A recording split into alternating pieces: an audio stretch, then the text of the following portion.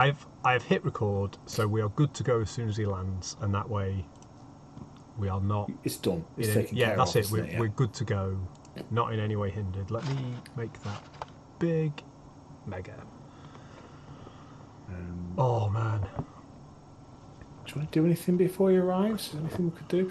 Could I was thinking, Mike, and I was Yeah. going to float this in front of everyone, but we might as well have a bit of a chat about it now. In terms of time limits, so what Dax's big ploy, right? Dax's big contribution to this was getting Iron Tooth on board, and that ended the plan. That was his sort of brainchild, and we've done that now.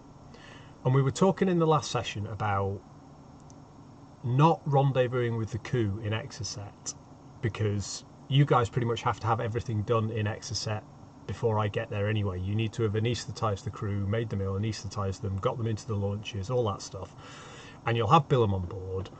And Dax was going to go, because we're only 2 jumps, like Aranasir, Blue, Torpil, Borite, and Meet You. So I would be at least a week behind. But if the repairs are going to take a couple of weeks, there's 10, 12 nothing. days. You could leave now. Well, this is what I'm thinking. Dax could leave early, make contact with Iron Tooth, like a few days before you guys arrive. The other thing I like about that plan is the Coup leaves port 12 days before the Martin II. It distances us and any Drinax Yeah, association. it's not an obvious link between the ships. Yeah. So I was thinking that Dax might, once we've made our plans and agreed what we're doing, Dax will just take who he's taking. The only thing is, so I was going to take Juriip, Kirsch. We're going to maybe leave Silic to go with you guys and the Martin II, but we need to think about how we would get him onto the crew. That's what I want to ask, right? So we can do this now. If we go to our ships, our PC ships, and we pull up the Harrier. Yeah, because the big question I had is, if Zim is not on the ship, and potentially Silic, what's Kirsch's sort of skill on things like astrogation? Right. Because Kirsch, so let's just strip off the kind of how do you remove him? Don't know how you sort of take him away. Okay, do it that way. Right, get rid of the captain. Get rid of Billum. I will be back to being the rightful captain of the Coup. It's as it should be. Get rid of. So I'm going to take away. If you look on the front page, the positions page of the Coup, I'm going to remove all the staff, so to speak. Curse the Varga. Right, okay. Mm-hmm. So, if Dax is going to be the pilot, you definitely need an astrogator. Yep. And there is no astrogator position on there. So let's put it on. Have I deleted it by accident? So you definitely need an astrogator. Yep. And you need an engineer. Yeah. Now we've got Juriip. Yes. Who could do engineering. Juriip, he is definitely an engineer. So let's assign him to so NPC crew. Juriip. Can Shaw have any skills? She's not she's a launch pilot, right? She's a launch pilot. She has got astrogation skills. Now, actually, Kirsch, he's got astrogation too. I thought he can this was what I was thinking. I thought we had previously used Kirsch as our astrogator back in the day. Actually, that does ring a bell. It's mostly Zim who does the astrogation. Yeah, because he's got better skill than Lydia. He's also he's a cleverer and more reliable. Yeah, and less of a drunk. Less of a drunk. But Kirsch does have some astrogation skills. He's just not terribly bright. As long as we've got the positions covered, we're not in a rush. As long as we've got the positions covered. What I didn't want to do was split the party one way and then launch and be like, we can't actually jump. Who do you want on your electronics? That's the problem, because you need someone to operate sensors. So one of the questions that I was going to ask everyone else, we did talk potentially, Billum's going to be on the Martin II. Yeah, because we need him as a pilot. Yeah, and also potentially to help deal with the Marines and stuff. Yeah.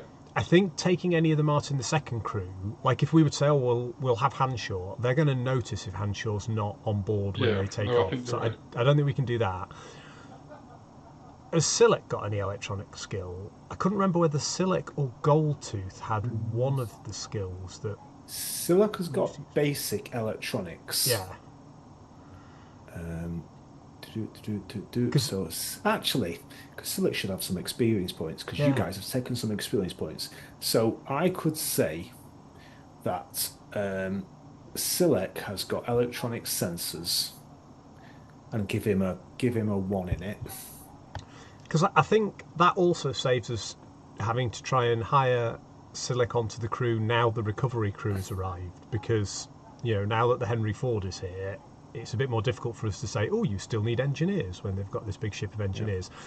So maybe I will take our normal NPC crew minus Zim, Kel, Billum, obviously as PC crew, and then the NPCs, Chaim and Stella are on the Martin II. Oi, mate. Hey, Mick. Now, the only thing is you've not got anyone to fire any weapons in that. No, what I was going to say was... We still got that Stella Blackwater lass. Yeah, so she's currently hired on the Martin II. I might be going for a quick debrief drink with Louise. Okay. But she's in her pyjamas, but it's her first day, so... Oh, okay, love. I was going to say a couple of things on Stella that. Stella can fire a gun. Stella's a gunner. I've got excellent gunnery skills. Good. Well, I've got gunnery at 2. So can't pilot as well at the same time, though. No, but my question was going to be, because we know that Kirsch can pilot. He's not very good, but Kirsch has piloted the Coup before.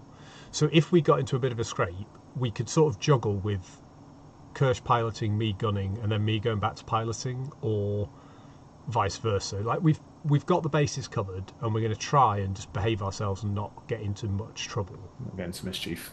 But I think we've got enough people to sort of bare minimum cover the stations. Yeah. So you've got you as your pilot. Yeah. Jory Ip as the engineer. Select doing some electronics.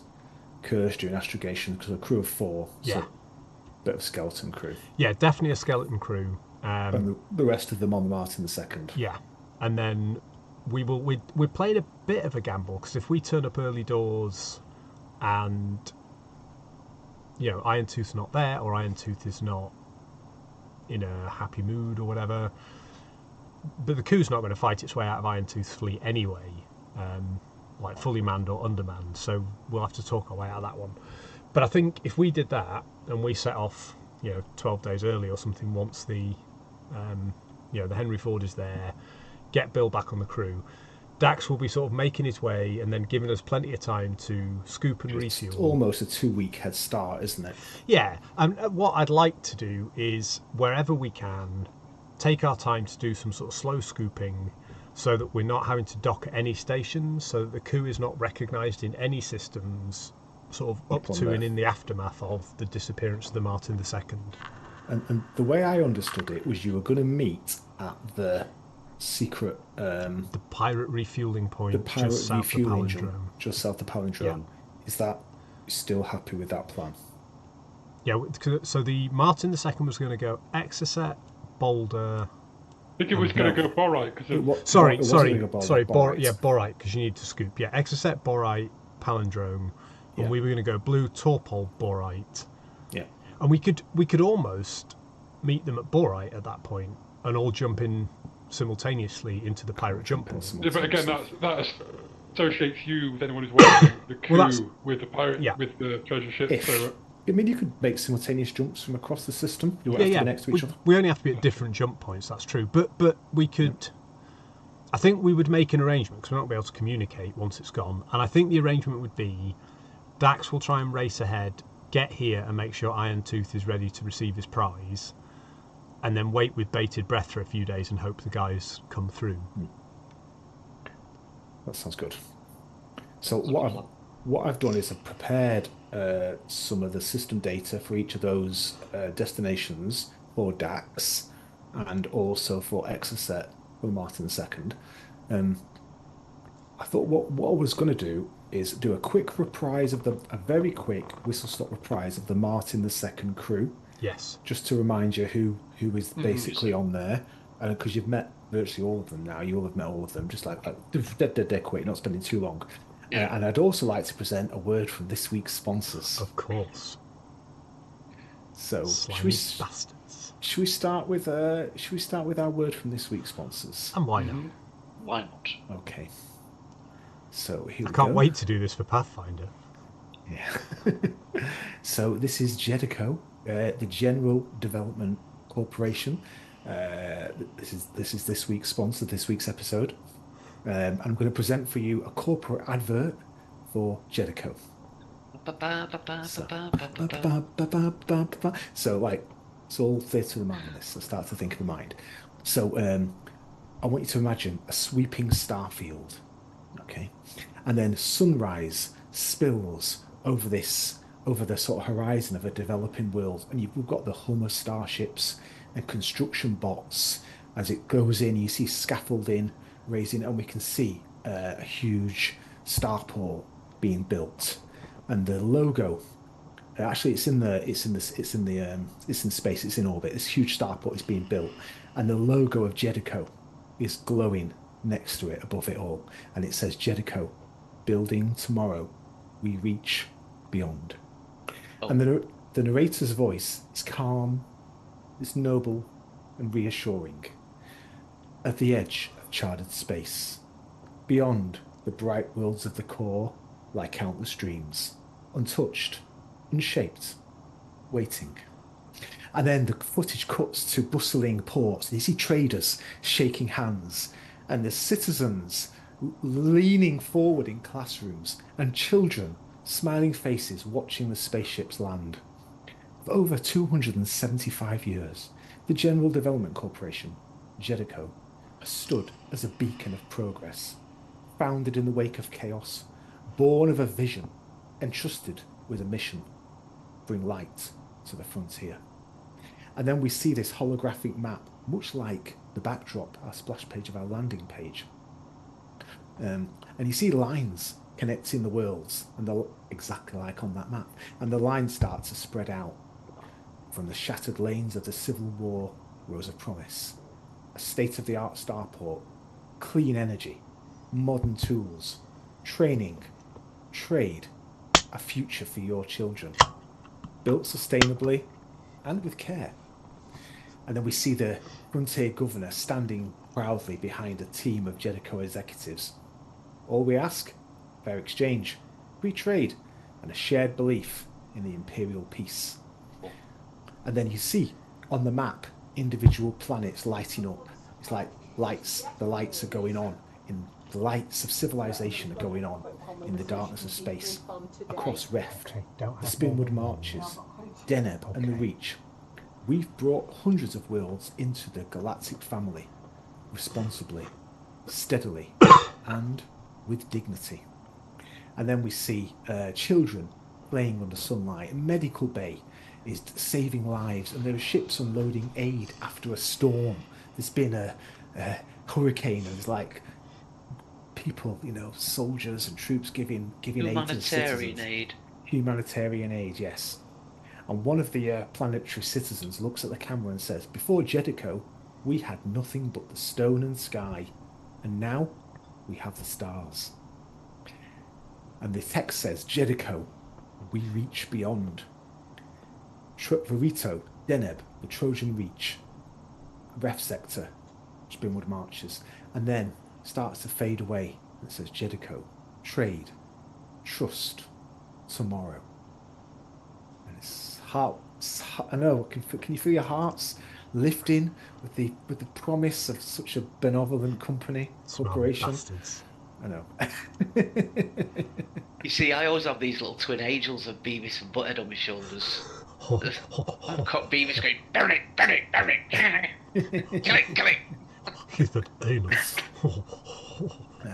Yeah, so what I wanted to do was very, very quickly, and you can chip in here, this can be a two-way thing, five-way thing, is I'm just going to very quickly reprise our crew of the Martin II. So we're going to start with a flight crew. So we have Captain Torsa, our professional. Waste of space. No one likes it. Bit of a waste of space. Not very imaginative. First up the airlock. We have Priya Niminev, much more capable. She's a hero in her own story. Missed over for promotion due to just not being in the right place at the right time. We have got the hassled and overly busy Jonna Halbinar. She's your minder, Calistinius, and more so Calistinius than Zim. We have the rather lovely water lady, Fila Osha. How? It was a bit weird what was going on between her and Zim. Bit weird. Wow. How weird? Does Zim think we can coerce her onto our side? I don't know how. She trusts him. She trusts him, right? Because he rolled like 25 on his weird. On his not rape skill. Yeah, on his gaslighting roll. Gaslighting roll. So, harsh. But he hasn't actively recruited her to, has he? Not quite actively. Not actively. But, okay. Well, should be second at the airlock then. Thank you. I was just making sure I knew where she stood. I'm trying to sort of indirectly recruit her. I want her to know things that I want her to do, but I don't want her to know that I'm really. But it will get, just so you know, it will get to a point, Zim, where we're either going to bundle her in with all the other shit-stained crew into a tiny ship or not. So by that point, we'll need to have established whether she's trustworthy or she goes into the cab like a bit of. I mean, she's an agreed test subject, so compliance is no longer necessary. She's under Jedico's thumb, and a bit like Laurie was. She's feeling the pressure from an outside agency. We can offer to fix that burden.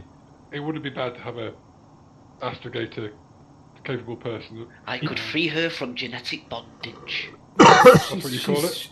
She's in Hock, isn't she? She's in Hock to Jedico, who've promised that Hock is next to Borite. Is that right? Yeah. 2 jumps away. Yeah, that they will deliver his hill that they will help dealer free her of the genetic stain of her line. Yeah, so and Zim can do that without their finagling.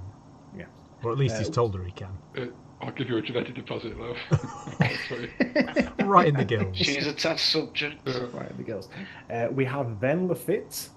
He's the assistant astrogator. He's going out the airlock. Yeah. He is. He's a bit of a kind of Imperial supremacist who believes in just bombing the Aslan. Let's just take the war to them. Never get away. Wouldn't have believed it in a month of Sundays. Yeah. He's a bit. Dip me in chocolate and call me Aunt Fanny. He's a bit annoyingly handsome. He's a bit kind of cocky. Probably a bit cocky above his actual capability, to be honest. He's a few shots of a PGM-13 in the head. We've got the Martin II's pilot, Orville Smith. Orville is a bit of a kind of, like, just get on with it. He's waiting for retirement. He's a bit of a kind of... He's working his time out. He's working his time out. He's a bit long in the tooth. He's sort of a bit of, like, bit bored of the whole thing, really. And then we have this guy's really nice. This is Singaville Ashen. I this like is the him, guy. Yeah. He's really nice, dead friendly, wants to help you, dead friendly guy. He wears this kind of religious kind of garb that's traditional on his planet, and he's got a special dispensation to do that. Let's quickly go through our engineering crew. We have Felix Polo. Lower decks, Philip could deal with him.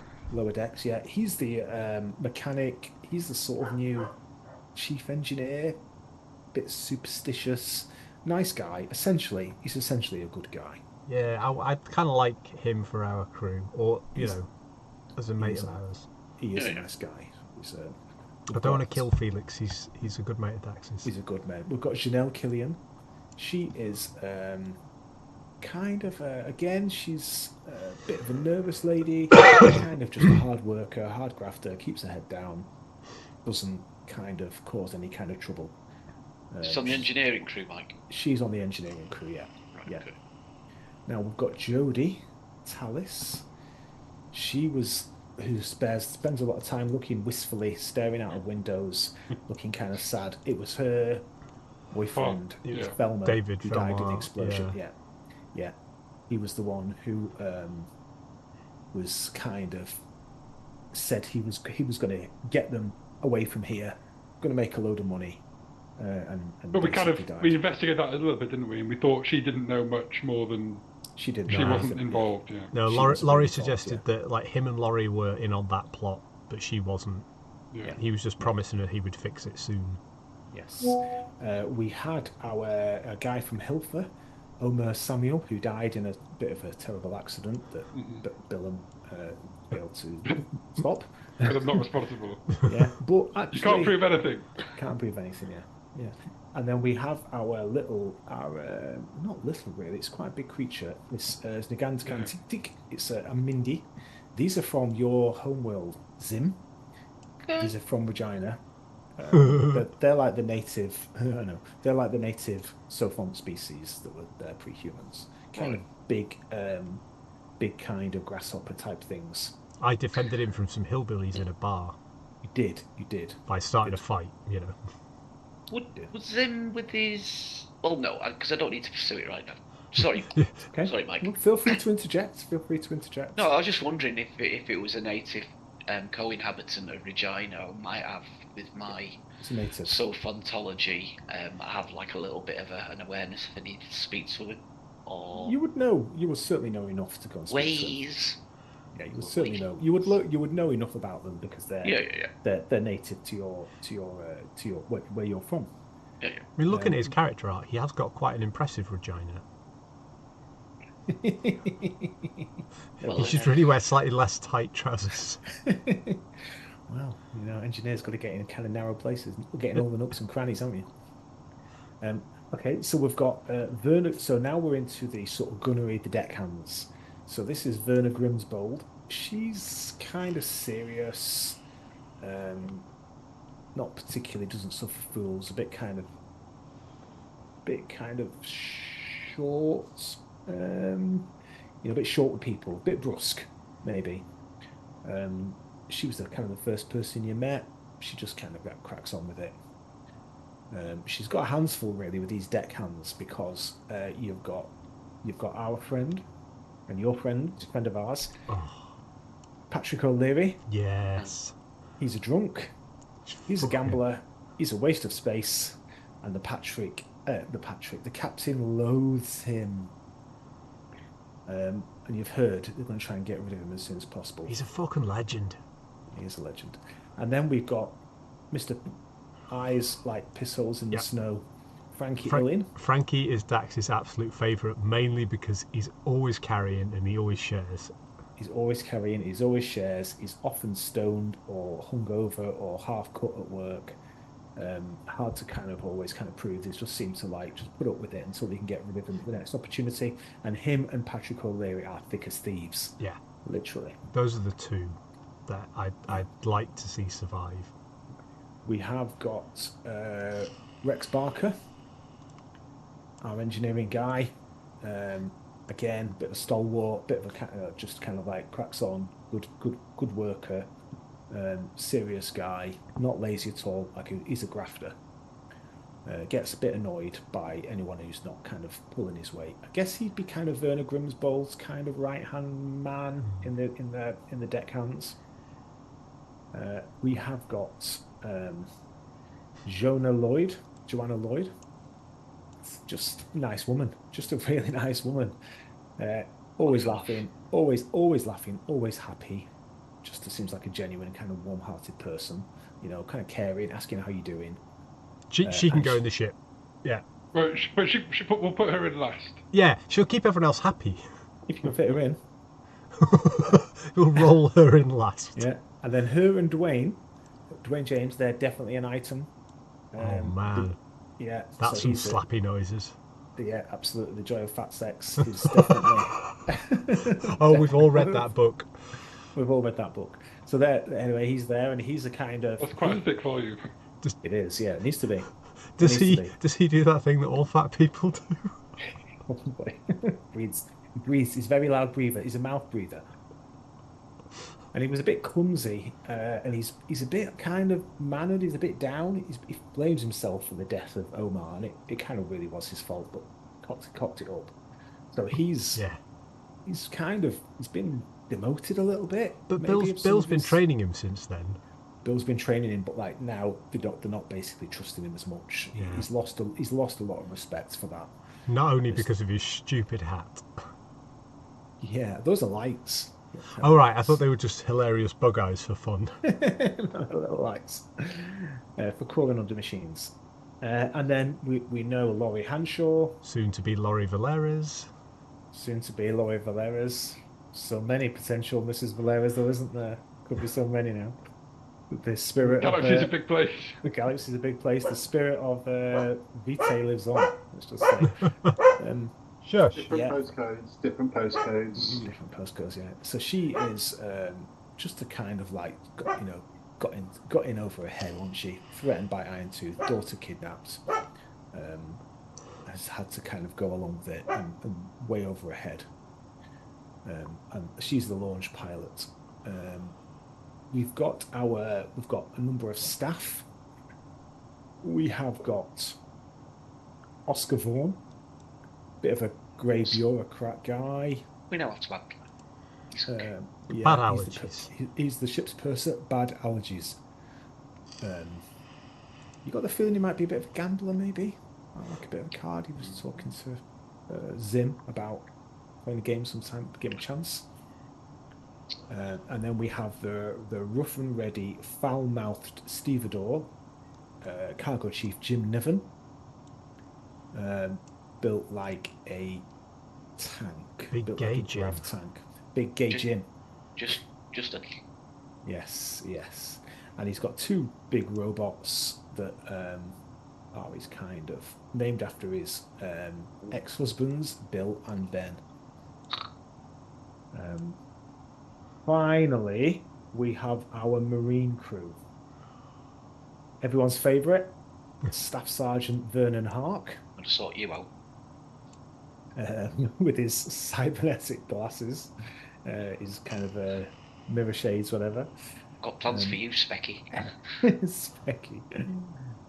We have got the rather attractive and vivacious, She is friendly. even with the zips. Even with that massive spawner forehead, she's still kind of quite a bit of a dome head. She's got a big head. Dome. And she's called Jen Laurel. Quite friendly. She's popular with the crew. Always kind of trying to get off into the city, into town, into Port Amalgo, and just kind of like seems to be a bit of. She's definitely a people person. A missed opportunity in Dax's book. Yeah. Now here we have. This is Ramon Salvador. He's our man who has been partitioned. Yeah. partitioned. Mind severed. Yes, so he's under not direct control, Like but Manchurian candidated. exactly. He's Manchurian candidate. It switches on under certain situations. Certain things turn him on. Certain things turn him on. Just like Zim. Yeah. Look like his And big nipple armour. Where's Tandra? Tandra Parish. I forgot to add his image. Yeah, I'll just do that in a tune minute. them up. We have got Quentin Dodd. Yeah, You he's ever got seen this man died. smile? You never seen I this would man never smile. guessed him as Quentin. No, you wouldn't imagine. He doesn't look like a Quentin. He does look like he likes hitting things. Mm-hmm. Is your impression? He's got where Billum written is- all over him. He needs taking out. where's Quentin Dodd? Not Quentin. Tandra Parish. Yeah, Bellum could ride him like a horsey. I reckon. No worries. There's a visual. There's Tandra. There we go. There's Tandra Parish. Mm-hmm. This guy got bad skin. Obviously does steroids. But again, kind of friendly enough. You know, most of the Marines are kind of standoffish, very tight knit, very, spend a lot of time together. They're sort of part of the crew, but they're not. They're, controlled by the Imperial. And then finally, we've got. It's the impression we get that they're.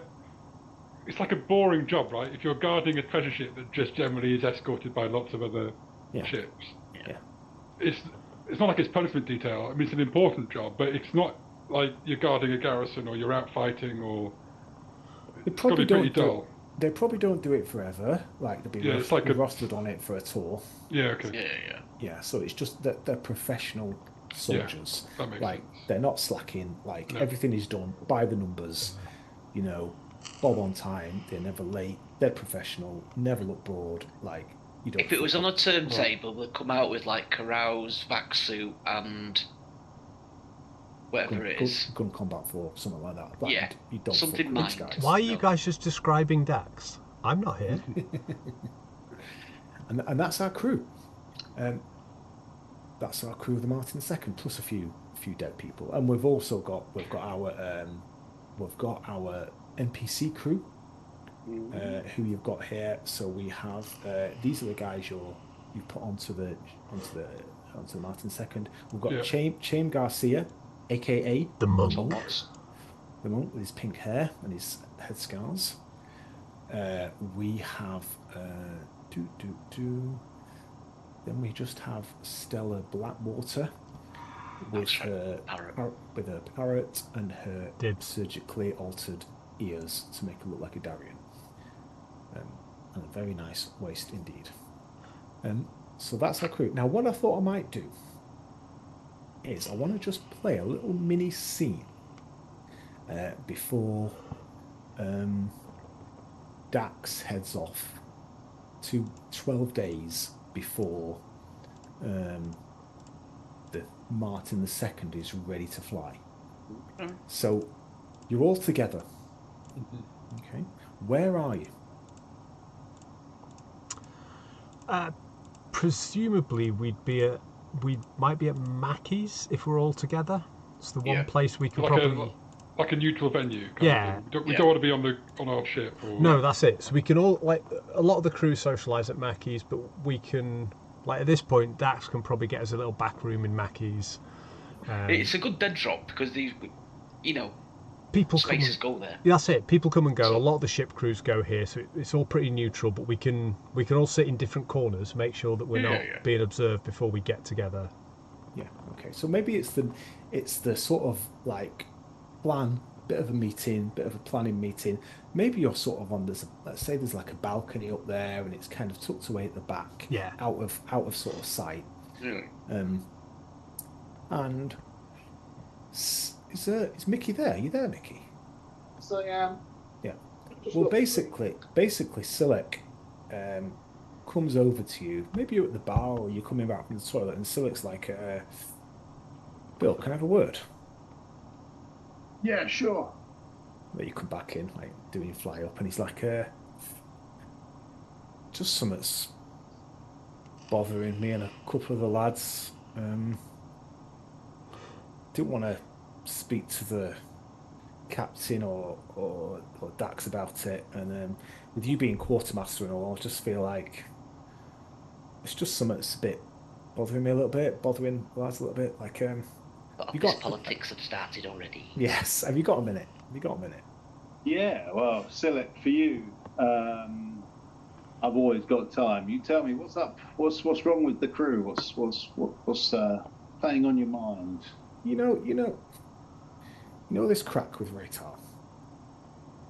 You know how he went off up to Port Victoria and got himself into more than he can handle. We all knew he was out of his depth, in over his neck. And we saw what happened. We saw it on the news that he's got arrested, got tried, he's got sent down, and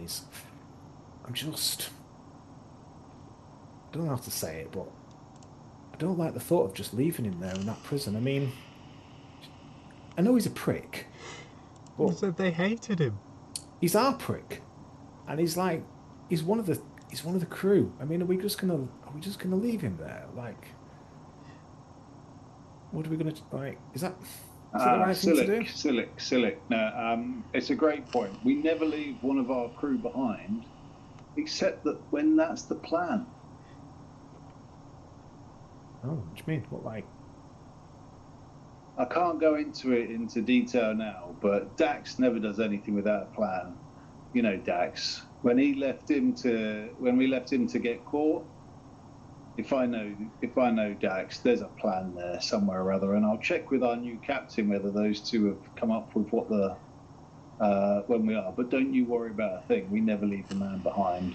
Yeah, I'm not, you know me. You know me. It was in the Marines, and Like the idea of leaving someone behind, even if he's an absolute tosser. I mean, a first-class wanker, who's completely useless. Like, he's still one of, he might be a prick, but he's our prick. And I just Yeah, feel, it's still, I'm all for that, Sillick. You know me. Everyone's a meat shield at the end of the day. If everyone has a final use. So even Raytar, worst case scenario, we could always feed him to someone else if we really needed to. So yeah, like you say, it's our Raytar. yeah, He's our prick. he is our prick. Yeah, yeah. Well, okay. I mean, I'm glad we had this chat. I mean, you don't mind, do you? No, well, again, this is my job as quartermaster. Is I'm here for you and the crew. Yeah. Anything that's a problem for you, you come and speak to me, and we'll get it sorted. That's fine. Cheers, dude. Cheers, buddy. He sort of slaps you on the shoulder and he's like, "Right, let's go and get pissed before we go, before we all head off, eh?" Right. That's the sort of end of that little scene. I'm going to take you back. It's just like a little mini scene. I just wanted to let you. I know, and I'm wondering whether I've completely stitched it, but I figured that again, No. we didn't have a plan for him, but equally He went could be the down plan. while you and I were flying to Iron Yeah, Tooth. Like the timelines, it's quite fresh. It's quite recent. okay. Yeah, good Yeah. point. He's in a prison camp swamp, doing hard labor. How many years has he got? 5 years. Oh, is that all? Oh, He'll that'll be fine. But by the time we finish this bit of the campaign, he'll be out. It'll be fine. Yeah, We've been playing for That's like like 18 months now. it's like a health camp kind of thing. Like a that. spa. Yeah. It's Is like a there sp- some way that we can sort of implicate Raytar as being the grand maitre d' of this scheme if it all goes tits up? I'm sure you could do that. I And can't. then they'll be puzzled because he'll be like a master criminal who's like, yes, he was in an Imperial prison for 5 years and he... We're going to be Mastiff. the second people in as many months that are going to frame him for something he didn't do. He plotted it all. Well, he plotted it's it like all. Silk said, everybody's got a use. Well, I I think think that was if Bellum. we get captured by the authorities, that's what we'll say. Yeah, but that's We'll not just say that's not going It to was happen. Raytar's the master plan. But we're not going to plant evidence. But if we are captured by the Yeah. Imperial authority, Just put this Don't have a plan. because he'll probably try and defend himself again in court and Do we wills? fail miserably, we'll get proper legal counsel. We'll all be fine.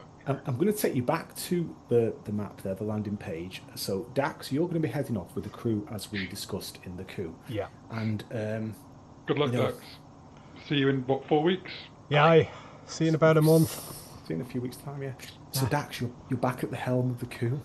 Now we've got Laurie's daughter with us, haven't we? Because she can't Yes. go on the Martin II without it being really dubious. So we've also got her as a bit of a hanger-on. Do you want to have her? Do you want to have her with you, or do you want to leave her? The only other option I see is we leave her with Belle and Tyler. And what Dax will do is he'll discuss that with Bill, because essentially Bill's taken over the role of her protector. What do you want to do, Bill? Yeah, I'm going to say I'm not sure Bill's too worried about it. He had her hanging around, but he knows we're off into danger, so he's not fussed about her going off with those two. In fact, that seems like a much safer thing for her to do, doesn't it? I think going off with crazy pair. It does a bit.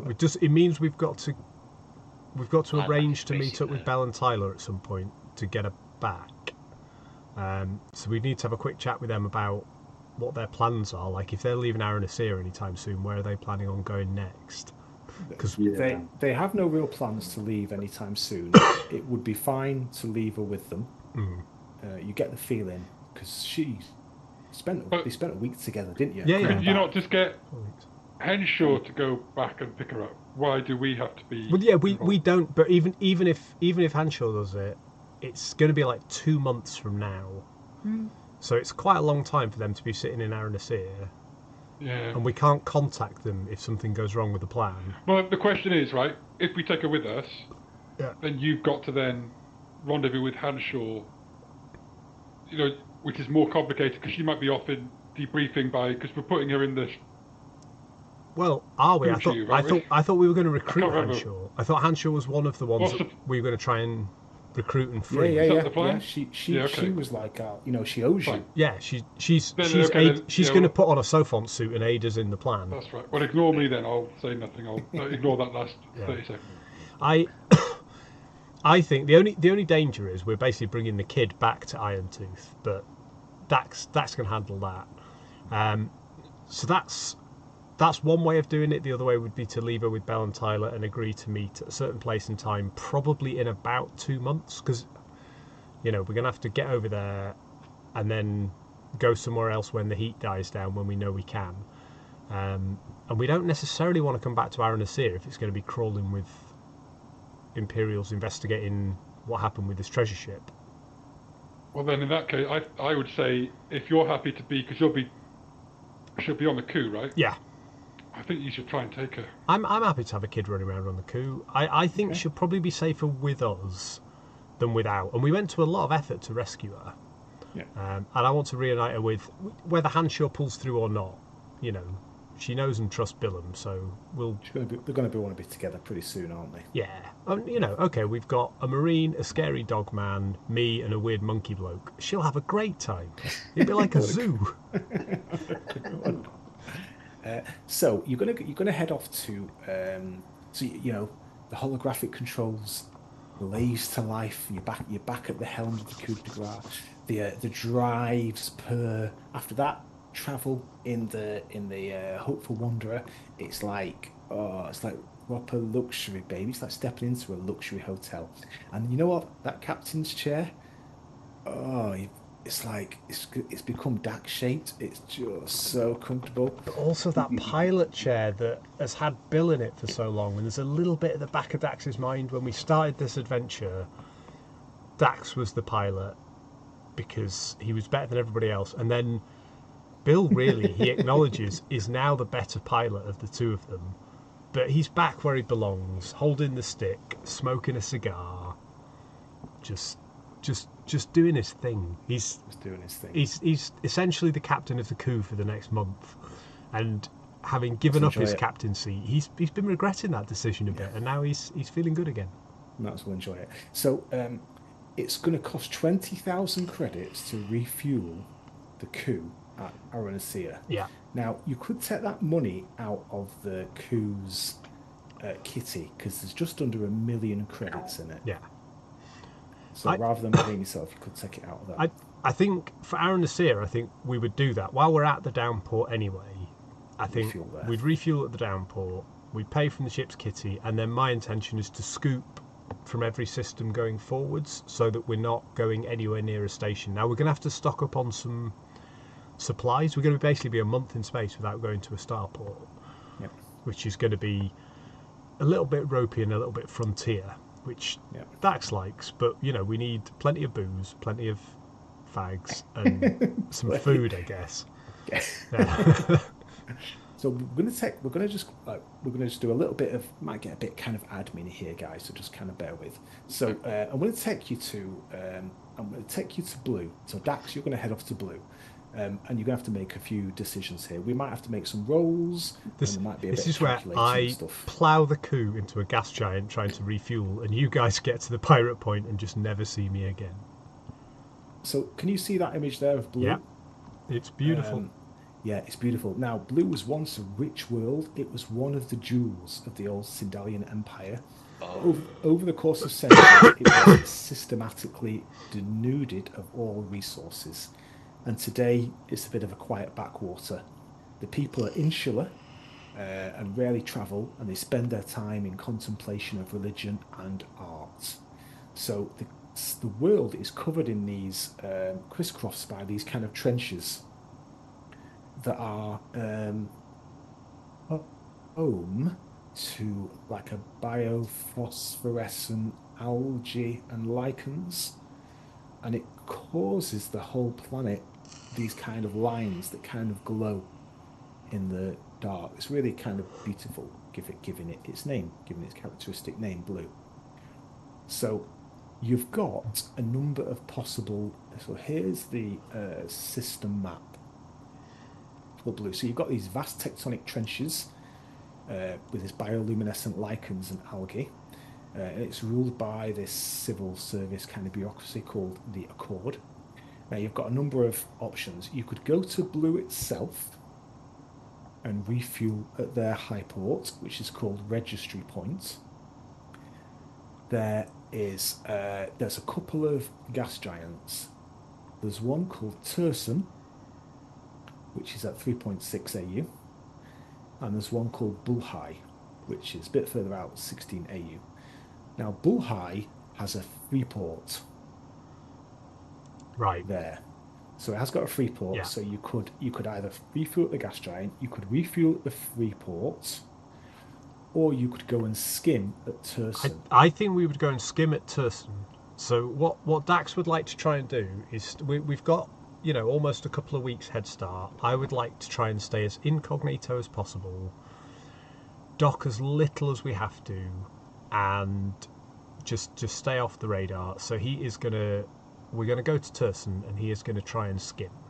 Yeah, okay. So Turson, I'll show you an image of Turson.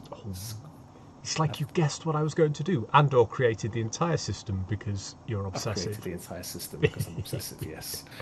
So here it is. Oh my god! I'm glad we came here. Yeah, it's really beautiful. So its diameter about 125,000 kilometers, about 0.75 the mass of Jupiter.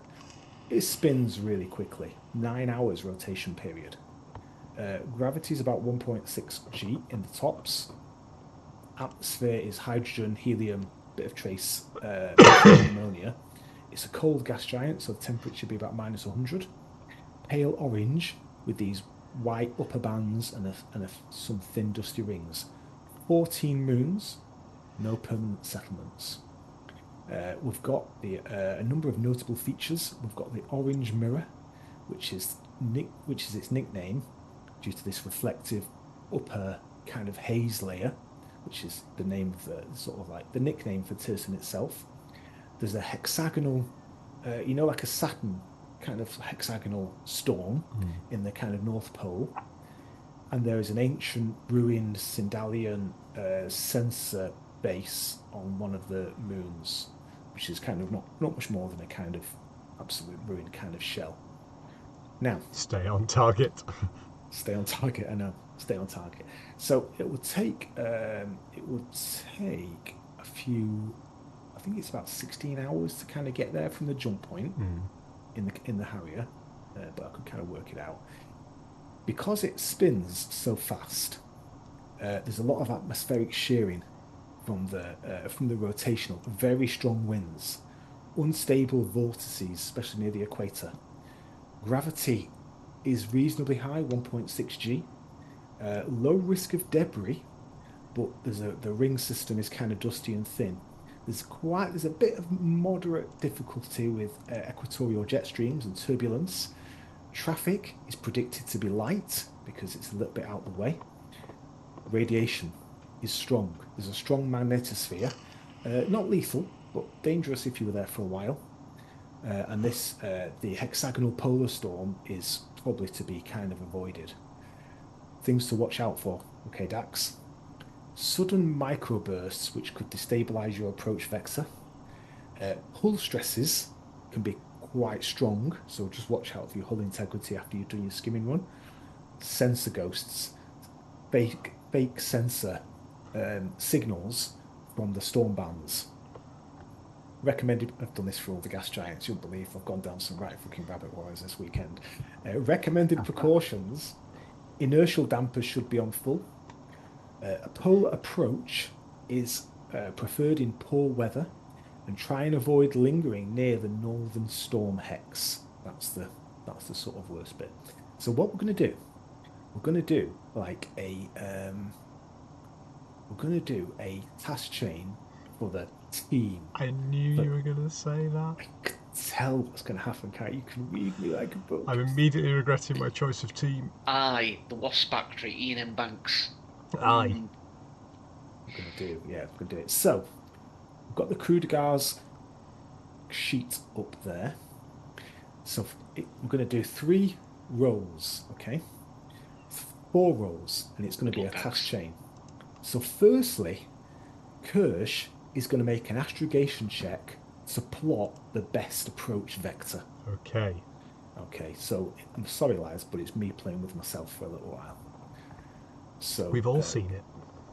I so would he's- pay to watch that. Get on the OnlyFans. It's nearly subscribed. You beat me to it. So he's going to make a roll. Now it says, yeah, astrogation roll. That's good. That's not bad. Go Okay, so Kirsch. does an effect of 1. What does Yeah. that give us on the? I think it gives us a +1. An It's effective like one. half it rounded up, isn't it? Yeah, So it goes. one is It one. goes up. It goes up to a +2. Like Plus 3. 1. Yeah. Yeah, it's a +1. Okay, so he's going to make the approach. You're probably going to make the penultimate roll. Okay. Yeah. Yeah. So he's plotted things. So he's going to get a +1. Then we're going to have our electronics roll of Silek. He's trying to gather data from the magnetosphere and stuff. Now the electrical interference from the gas giant it's not too bad, but it is turbulent, so it's not going to be too bad. So he's going to make a sensor ops roll, to which he gets he's going to get a kind of +1. Now you're in the Harrier, so it's got good sensors. Yeah. So unless he kind of fucks it up, it should be okay. Don't say that. Oh God, that was bloody close. Yeah, so basically the next person's not going to get a bonus. No. Okay, so now this is where your crew, the skill of your crew really starts to matter.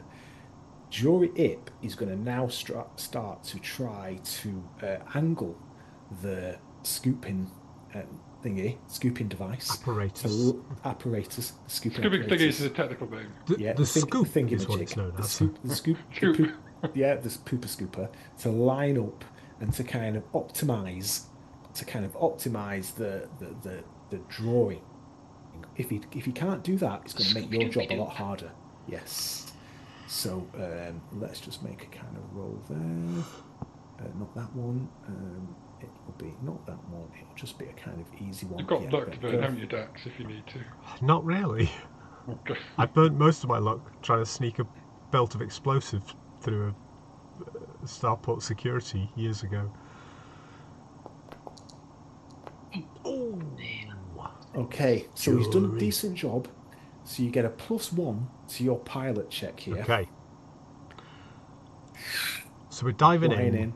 Pilot check with Dax, +1 custom DM, and Dax is just, as we're coming in, he's going to be like, we're done with the boring shite, boys. We got places to be. Come on, let's get this fucker done. I can't look. Effective 2. I can't look. Effective 2.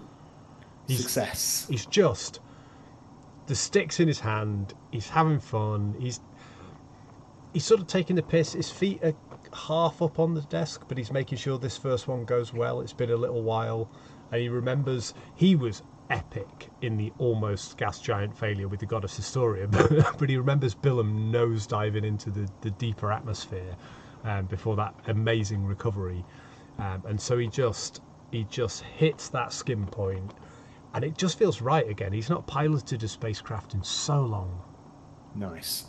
Everything just everything just kind of falls right for you, doesn't Yeah. it?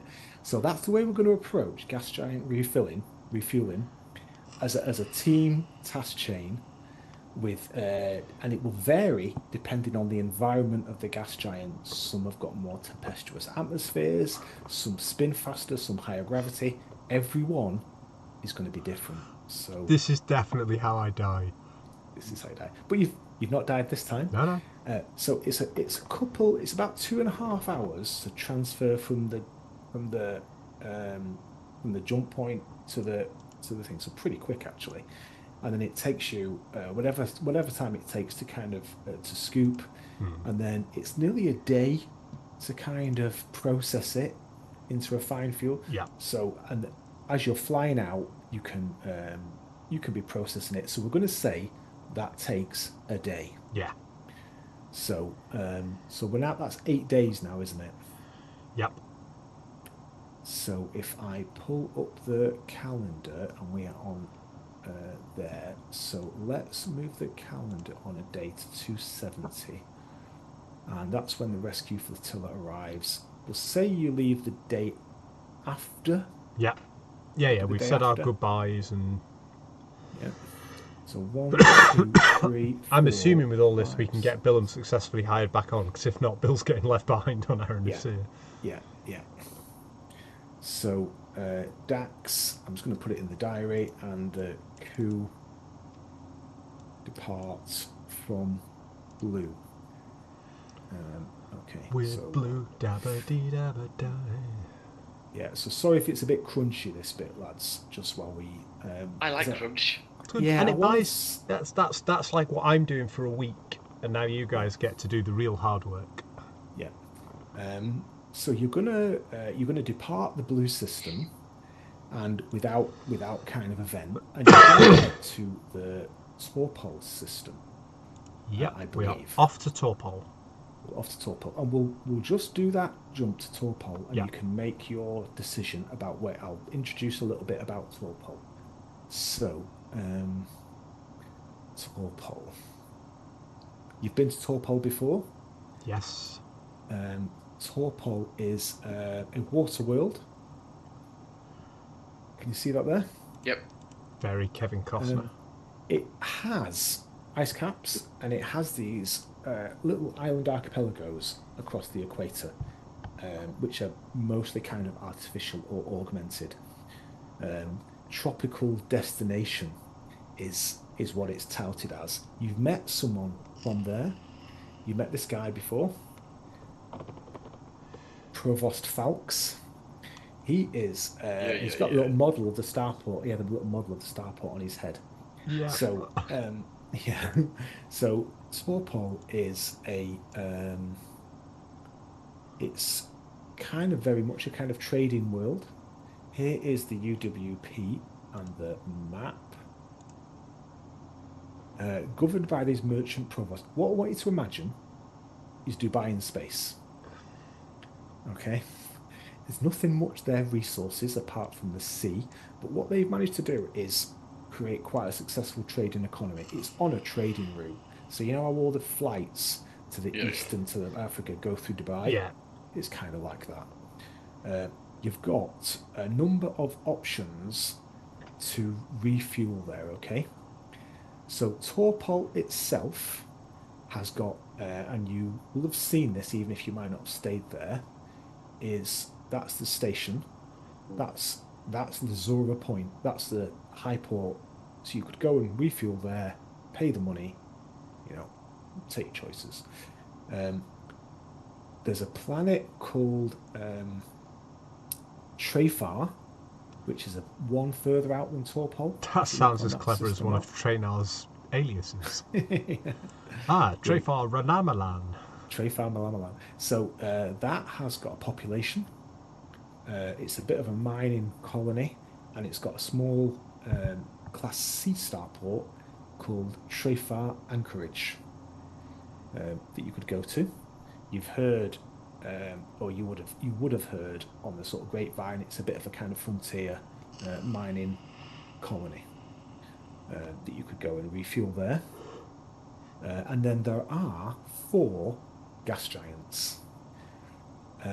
You have and they're all on the outer system.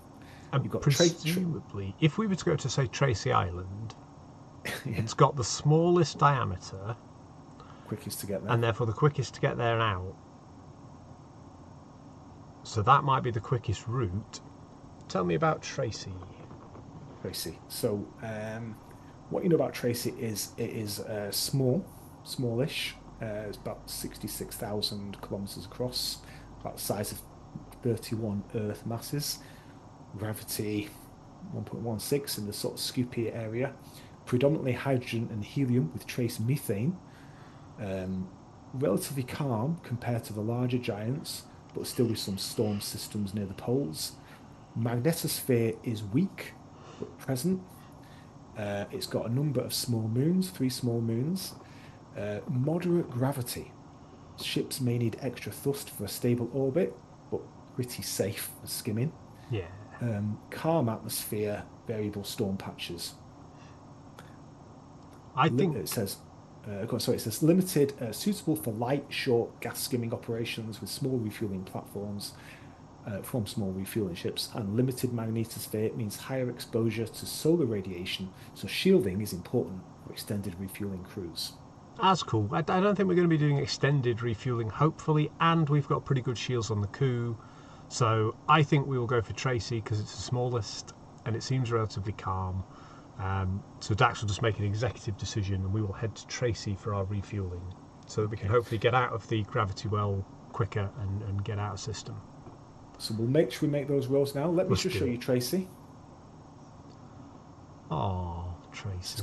Yes, it's kind of beautiful. Kind of, you've got this kind of bluish tint atmosphere, pretty calm compared to where you've already been, but still with a few swirling storm systems near the poles. So let's make our rolls again, if that's okay. Let's do it. So not quite as risky as not quite as dangerous as the last approach. So our astrogation is Kirsch is going to make our astrogation roll.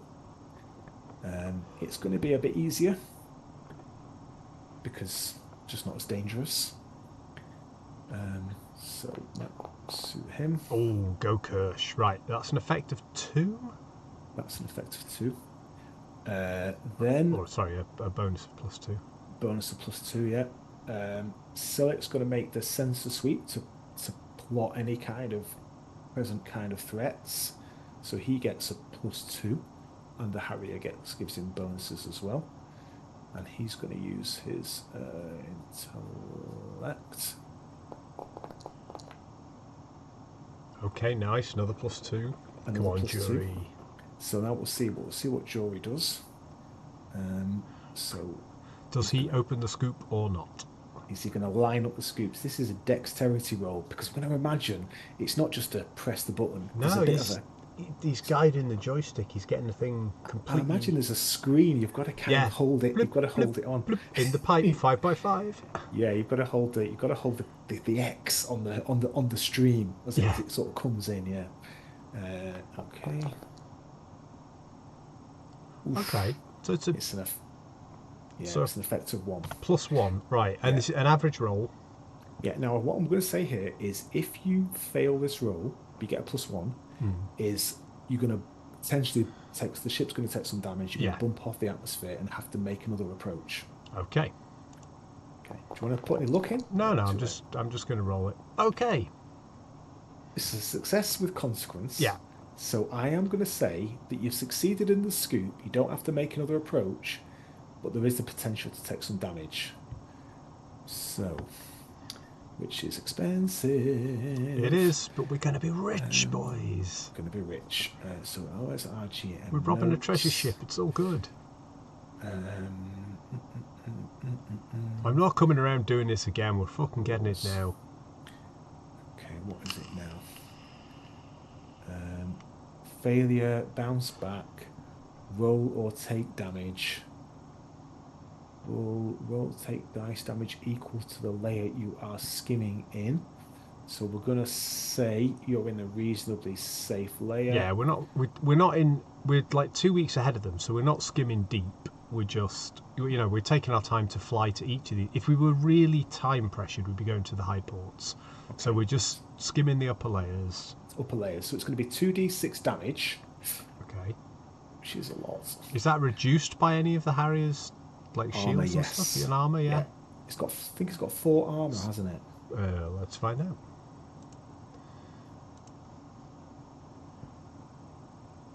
Coup currently has 4 armor, yes. Okay. Bonded super dense. Let's roll.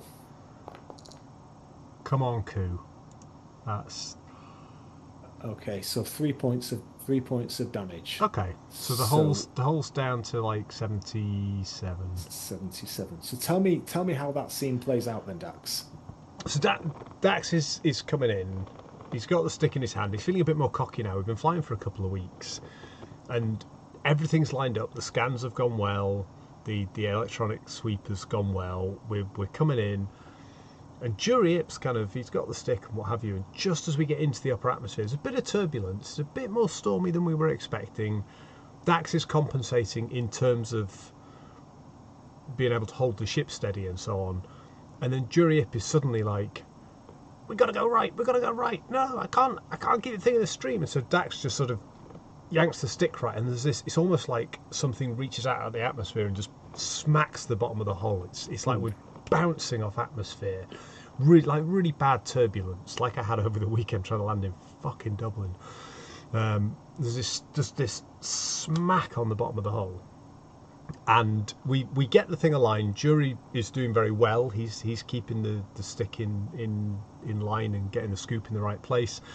There's a bit of a moment where we're all sort of, and it calms itself down, but there's real creak goes throughout the whole chassis. You can hear it, this kind of groaning of a vessel under stress as it settles into its new position. That perhaps Dax like pulled a little bit too quick to get into that vector, and he basically, Dax in his usual cocky way has tried to compensate for the drift in the scoop all on his own with the pilot stick. Instead of working with the guy controlling the scoop to line it up, he's just thrown it into where it needs to be. And this smack, there's, for about 10 minutes afterwards, there are these groaning creaks along the hull, and everything's in complete silence at that point. Like, the scooping's going okay, we're no longer in turbulent sort of atmosphere, everything's green on the screens, but you can hear it, and we're all just sort of looking around thinking, shit. You've pulled it off, but you've taken a bit of a beating there. Ship's a little battered. I mean, that's going to cost us way more than the fuel would, but hopefully nobody knows we were here in system. Hopefully no one knows you're there, yeah.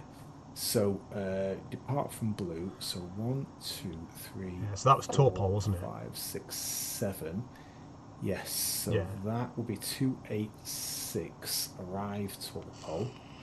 So Dax and Coup arrive Torpol, and that will go a note on the diary.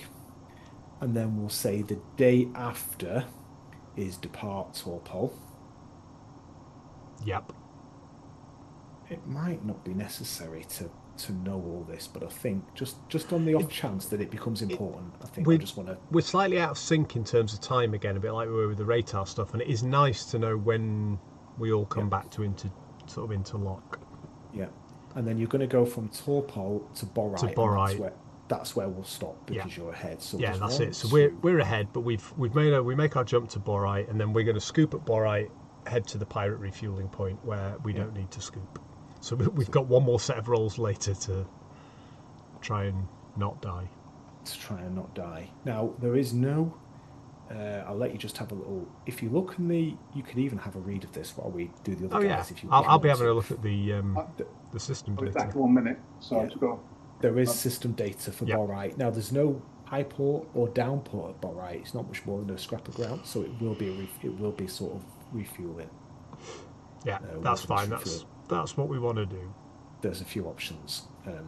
Okay, so we're going to go back because you're about 3 weeks ahead of the rest of the team. We're going to go back to That's how fast I am. That's how fast you are. We're going to go back to the rest of the crew. To go back to the crew. So what I thought we might do is move, unless there's anything you want to do, is move the scene on to the day of departure. Mm-hmm. For Kel, Zin, and Bill. The only thing is, I'm not 100% sure. Is Hanshaw definitely on our side? Yes. And is Weird Fish Lady, is Zim gonna present her with a ultimatum, or because if we're taking off, that's great, because the plan is I forget because it's been a couple of weeks. What we we've programmed the ship, right? Or Zim has programmed the ship, so they think they go to the right place, but they're actually not. Yeah. So when we land, we actually go to Exocet, right? Yeah. And nobody will know that until we arrive. The plan is maybe 3 days before we're due to arrive in Exocet, when we're mid-jump, we release the poo virus. Yeah. So that 2 or 1.5 days before we're due to land, symptoms arise, and then we say, "Oh, Zim can inoculate you." Yeah. And then a day before, he inoculates the crew, so that the day we arrive at Exocet, they're all incapacitated. That's Yeah. the plan. That's the plan. That's the plan. So we need to establish if Fish Lady is on our side before releasing the poo. Yeah. Is stage. she going into a launch with everybody else? Is she getting inoculated properly? Yeah. Is she getting She's contaminated? She's going to be coming with us, Kel, I think. Fine. All right. Well, I will leave it. You think? Yeah. That's fine. I will trust Tim's. I will be prepared to take executive action if it doesn't look like it's going the right way. So that's fine. Okay. Into the head. So let's bring ourselves to the Martin the Second. Martin the Second on the pad. Okay, here we are. Oh, right, I'm just going to nip for a very quick wee. I'll be right back. Should we just have a quick wee break then? I've just got. I think that's cool. Bill has ducked off. Yeah, all right. We may need Bill. 3 minutes. So, 3 minutes. Yep.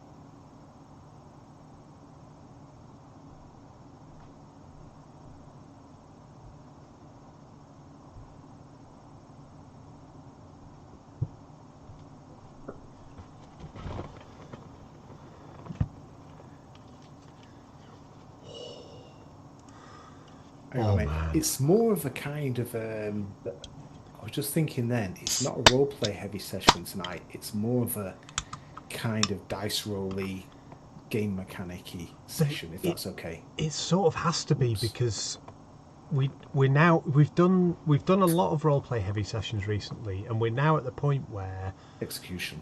Yeah, we need to know whether the things we have planned succeed or fail.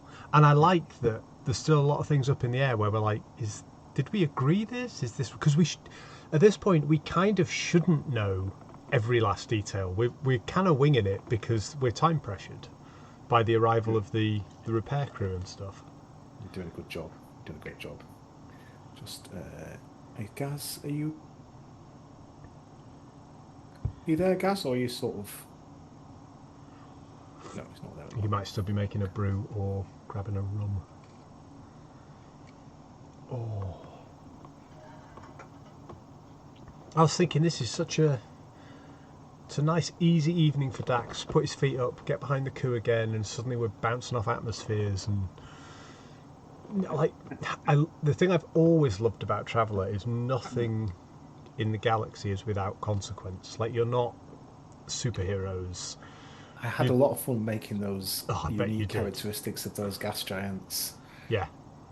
I've learned a lot about gas giants in the last week. It's like all that different. Because there's all sorts of rules you can use to roll up the size, and then when you start looking at like what the effect of different sizes would be and spin, you sort of go, oh right, well that could be a problem for that, and that could be a problem for that. So I had a lot of lonely gaming fun over the weekend. And then players are going to go and ruin it all. Yep. And that's the bit I'm looking forward to. Is I've sort of like I poked the bear. We did the Iron Tooth thing. It was very Dax heavy, and now I get to be like, now how did the crew? Because there's a world in which this doesn't work. Dax turns up at Iron Tooth with the Coup. Yeah. And a skeleton crew who are completely incompetent, and then he's like, "Don't worry, my boys will be here in like a couple of days.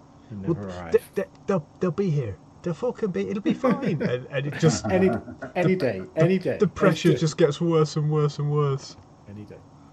So we're going to be on the upper cargo deck of the Martin II. In fact, let's take you onto the upper cargo deck of the Martin II.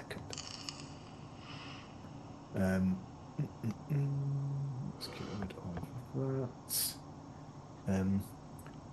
Repairs are complete, and the Captain Torsa, has asked all the crew to assemble, and he's basically giving his pre-flight speech.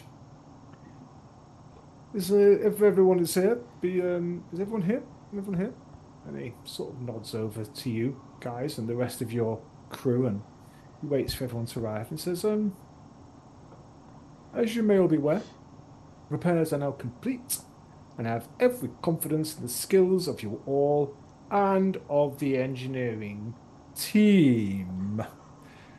Now, the whole crew have performed exceptionally well. I look forward, and as do you all, I'm sure, to our safe departure from Aranasia and to an eventful journey onto Trog. May I take a moment from me and the flight crew to thank all of you for your hard work and diligence over the last 2 months in bringing the ship back to full capacity. There's a few kind of like, oh, fucking hell, bit of eye roll and a bit of kind of... We've been on the ship for a couple of months now, like infiltrated it. Do people blame the captain, or do they think it was an accident, or do they suspect sabotage? What's like amongst the crew is the kind of suspicion of incompetence, or because I've been saying, it's either incompetence or treachery or whatever. But what do the crew think? Are they all sorts of they're all over the place, aren't they? Yeah, all sorts. I'm just going to take this cattle off the boil. All sorts of like, just turn it off. Yeah, all sorts of opinions. There's conspiracies. That was an explosion. That it was a Zodani plot. Yeah. Okay. That. Oh, it's gone outside. Yeah. That it was just an accident. That the so some people, I guess, incompetent. When he's giving this sort of motivational speech, some people, I guess, are rolling their eyes because they're like, "It's your fault, you idiot. You should have captained the ship properly." But some people are like, "Oh yes, we have done a good job. We are the best." It's a bit of a mix. There's a definite, and there's been a lot of talk in the canteens and at workstations about what's really gone on, but they're basically hiding something. The captain's hiding something, or the officers know something, and the officers know something. There's all sorts of kind of conspiracy theories. Conspiracy theories are rife, and they love conspiracy theories. There's even talk about it being made into a show, into a kind of reality, into a kind of TV show, into a horror show. Because it's quite an exciting, thing. But the excitement is soon going to end because soon we're back to the normal routine, back to the normal drudgery of our jobs. And I would like to also announce that Mr. Cad and Mr. Barek will be joining us for the rest of our journey on to Trog.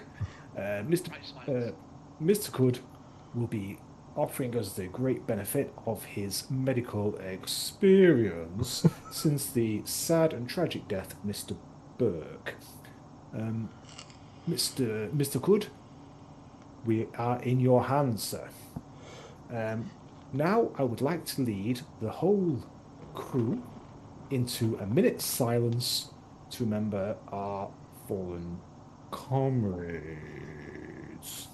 And everyone kind of like goes quietly, apart from Frankie Illin, who has fallen asleep. He's off his tits. Yeah, he's quietly, not loudly snoring, but like he was kind of like that, you know, and then over the course, he's just gradually slumping in his chair, and his head is down, and he's just quietly snorting until someone kind of nudges him, and he kind of like coughs and splutters a little bit. We're on the cusp of no. We're on the cusp of taking off. The jump drive, the maneuver drive is starting to warm up. We're doing pre-flight checks. Is there anything you want to do before we leave, gentlemen? This is the last minute. You've got a minute or two, or maybe in game time a few hours before we depart. I need to deal with this huge throbbing erection. How did we get here? I just want to check. Back on the ship. Yeah, you on the ship? Excellent. In that case, let's go. Yeah, I guess I'd be hanging around the bridge, making it obvious that I'm looking at everyone's performance and silently judging them, you know. Trying to keep them on their toes. Because I'm trying to represent an annoying person they've got to put up with, right? That's kind of my invented role. Yeah. Is to invest. So I'm just going to be someone. Oh, not this guy again. I'm just going to sort of sit in the back and watch. Sit and be kind of quiet. And annoy. Yeah, just know that I'm annoying them, but they've got to put up with me. And then, if I need to, I can notice anything dodgy that's going on, or anything suspicious. But it shouldn't be, right? It should be a straightforward takeoff. Yeah, it sounds to me like you wanted to kind of disappear into the kind of background a little bit. Disappear into. I don't want to interfere with like actual flight operations. Yeah, so. Yeah. And disappear into the background a little bit and not be kind of really kind of seen. And I guess I want to learn because I'm the captain of the Coup now, so I'm going to watch the captain of the Martin II to work out what not to do. Yes. Where are you going to be? Just watch what Dax is doing in every other system. Where are you going to be on the ship? Where are you going to be when it's taking off? I'd be on the bridge. Going to be on the bridge. What about you, Mr. Cud? Where are you? I suppose it really depends if I'm needed on the bridge. Otherwise, probably not. I would be making I'd be making last minute checks that I've got all the supplies that I need, and that all my varying vectors of infection are now sorted. Doing the last kind of checks, yeah. Checks. Make sure I've got all the right ingredients and chemicals for ready to go. Cool. Yeah. And what about you, Mr. Bill and Valeras? Where would you be? Well, if we're taking off, probably with the deckhands getting strapped in a fairly non-plush launch environment. Yeah. Okay. So, to imagine now, there's a bit of anxiety in the crew. There's a bit of excitement after 2 months. The Martin II reactor starts kind of heating up. There's a kind of vibration that transmits through the ship. Will it explode? Will it explode? The Martin II lifts off from the landing pad and starts to move out of the atmosphere, and it handles like a drowning cow. The engines are groaning. Maybe somewhere there's an alarm going that someone's like, oh, we can just kind of ignore that, that's totally fine. The Martin II is capable of thrust 1G. Yeah. Now, Arrhenius's gravity is 1.06. So it's a little bit more. Struggling. Yes, it's struggling. It's labouring. Basically, the engineers are just trying to overclock the power plant a little bit. Just enough. Just enough. It's only a little bit, but it's just a bit more than it's capable of. So you've got this anxiety, like Billum, you would see this. You've got this anxiety on the faces of the mechanics, of the engineering crew, as they sort of like look to each, like, is it going to hold? Is it going to hold? It holds. It holds. Otherwise, you could all die and it would all be over. But it takes this lumbering beast. Not all of us. 6 hours. Yeah, not all of you. It takes this lumbering beast 6 hours to transfer to the jump point. It's a journey that would take 2.5 in the Harrier. Yeah. It is slow. And as you approach the jump point, the jump engines spin up. And once more, the crew are looking to each other. A few of them make their holy kind of signs, and Felix Polo, he's kind of like got a number of holy symbols, and he's kind of like, this is it, lads. This is it. If we're still here in 30 seconds, we're good. 3, 2, 1, jump! There's a shift. There's a sound change. There's an environment change. Everyone can kind of feel. It's like a sickness, like a lurch in the stomach, and you're all still alive. The ship winks out of normal space. There's this burst of tachyon particles and flash, and the ship moves into jump space to arrive, apparently, at its destination. Its destination at Tech World in 1 week. Right. Now, let's move. Is there anything you want to do before we move on to Virus Day? Let's call it V-Day. V-Day. Well, I guess V-Day. V-Day -1, I want to corner Zim and say, is OSHA on our team, Zim? Yes. Okay. She's not up to Does she know spec. that? She's not up to spec with the detailed plan. Are you going to explain things to her? Because if in Sufficiently. 48 hours, it'll be too late. Sufficiently. Great. You see, I do want to help her. She does have a genetic condition that is in serious need of study for a cure.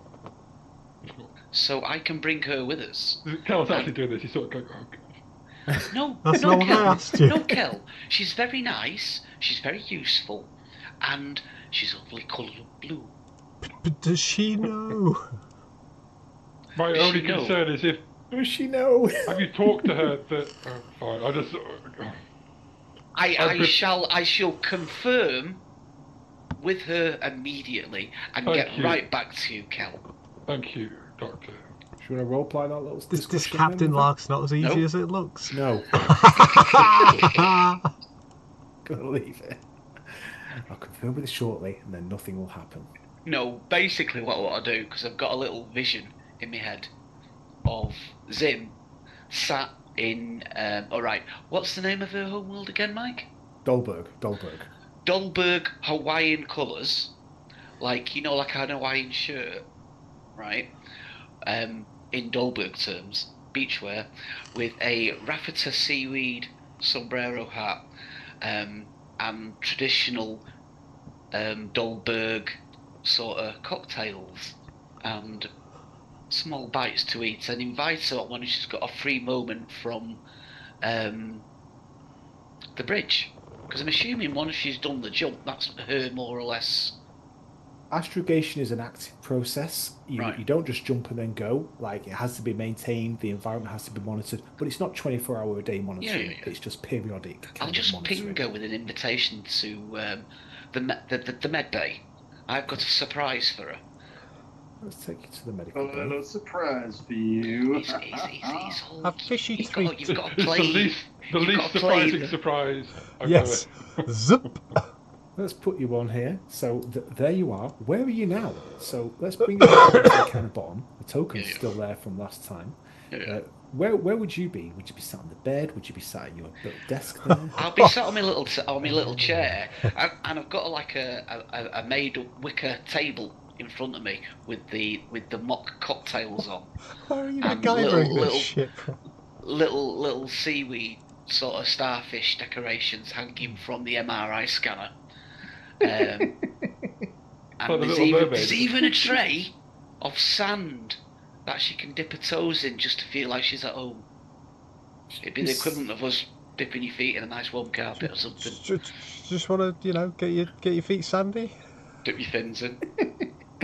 She sort of walks in and just looks a little bit surprised. Cue the music, and then Dolberg Calypso beats come on.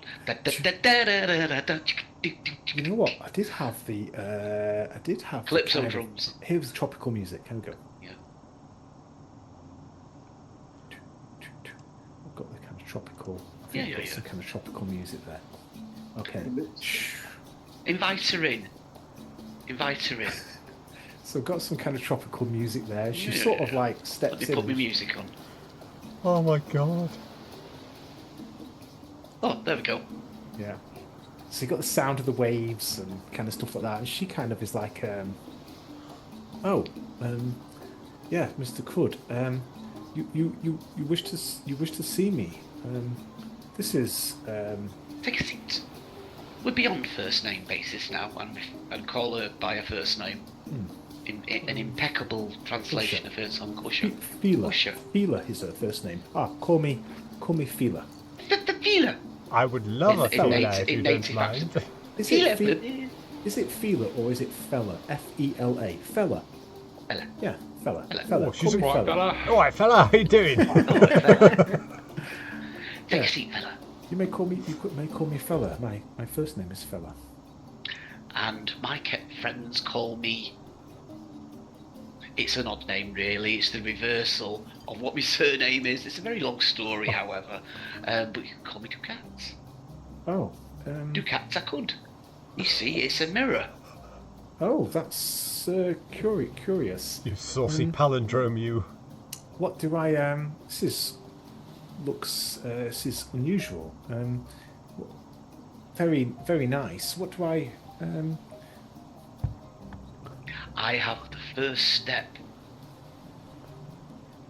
in our problem and produce like an advanced version of the topical steroid cream that is basically the same stuff. It's a different colour. It matches a skin type, so it's blue, like a deep azure blue, cobalt blue, with a hint of metallic scale. However, it's got like reasonable regenerative properties. Nothing too like, we're not talking about Regen 5 Plus. No. We're just talking about something really, really good topical cream. And like, not blaggy, because Zim on the back burner has been working on this. She rubs it into her neck. Oh, God. Oh, I can feel it soothing. Oh, it's really good. It's fascinating, Vila. I've been opening all sorts of doors with your genetic profile. Really? And you see this look of hope in her face. Really? Such a remarkable species. Suspicious. Like a deep or a light blue, I don't know, deep blue. Deeper It's shade more of deep pale. blue. It's kind Or of purple? purplish. It's purplish, yeah. Yeah. The gills do that. So, what flannel? I'm flogging her. But Zim does mean it. This is just like Zim's wishy-washy, I can do it if you give me time and enough credits, is I can provide a cure for her. Gonna make a persuade roll or something, are we? Yes. You can provide a cure for her. Okay, that's fine. Do you want her to try and get her on board Yes. to your cause? So tell Yes. me the words you're gonna say. What are you saying here to her? You're gonna tell her that you're gonna steal a ship. Well, I want to involve that, but that not be the end all of it. By the You way, understand me?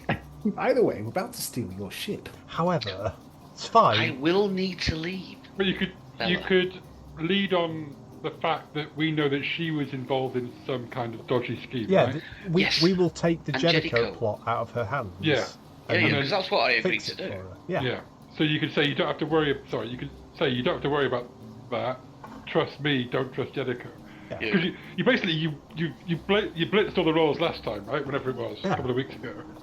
But yeah, Flannel. I think you can just flannel your way through saying. Just said, look, Jedico are a big faceless corporation. I'm a weird, creepy guy who brought you some sand and a seaweed chair. It's not Why creepy. would you not trust me? It's not creepy. Weird. Let me think of your guilt. I don't think Zim thinks that he's creepy. Everyone else thinks. But does the fella? But no, that's what Zim's going to basically, if I can paraphrase, is with doing this with Jericho, I would need her to come with me sublimely. Okay. Because it's going to be several months of work where I'll need her present. And leave the ship. Probably yes, I would say. It's kind of like give it a bit of kind of a 1950s kind of swoon. I suppose she kind of looks wistfully, getting myself into a body. Oh, she looks kind of wistfully. I suppose it would mean that I could be cured of this affliction and maybe return home to my beloved Dolberg. I feel You I would be transformed, Feeler. feel like I've gotten into more than I can handle with this black box. If I take this matter from you, which we have agreed I will do, my contacts within Jericho, I can actually use this feeler, and I can use it for the benefit of yourself, plus myself as well. I am not a mercenary, however, there will be interest for me with this, but my main interest is providing for your welfare and health, and helping you fight the stigmas you've found yourself thrust into from childhood, from the spawning pod. You are so considerate. I feel you are truly awoke. I'm a man of science. Can you make a Mr. Zucat or Mr. Kud? I know not. I'm confused. Can you make a persuade roll of some description? Please persuade me. Can you try and convince me to your cause? Yeah, I'll use. Could be deception, couldn't it? Could be a deception. I'll give it a go. Just do a gaslighting skill like Let's last time. I feel like you're using charm here, so use charm or charisma. Be charisma. I've got to turn this music off. I keep hearing seagulls. Yeah. Right. Well, I don't really get anything for me charisma, but I'm giving it a go. Let's see if Sim can do the magic. Well, not really. Oh, no, he can. It's success. It's He a can. success. Yeah, she looks a bit unsure. She's torn. You've convinced her. She's on your side, but she is not overly like convinced. She's kind of convinced with reservations, and she says, "I feel you are a true friend, and I trust you. I feel like you've helped me a lot already. But what about the other? What about the other Jedico spy? He is on board, or she is on board. They are on board. I believe there is another. I do not know."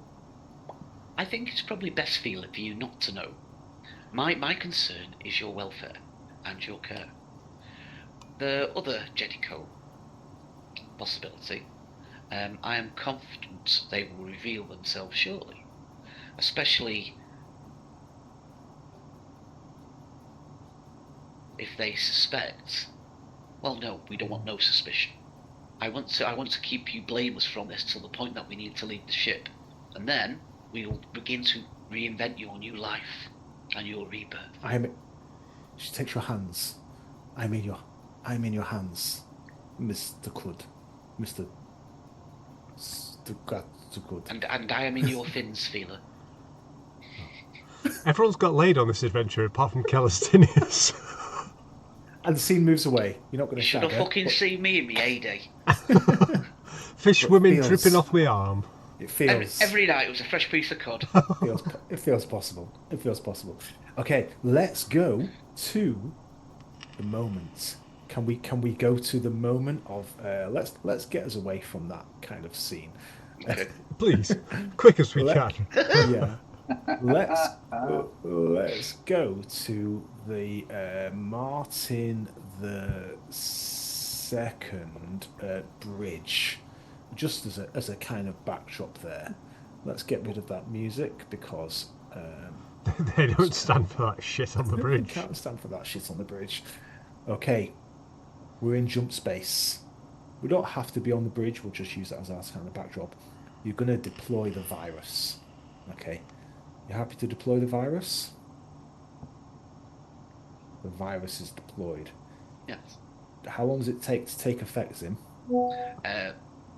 Depending on the vector, whether it's aerosol Mhm. or ingested.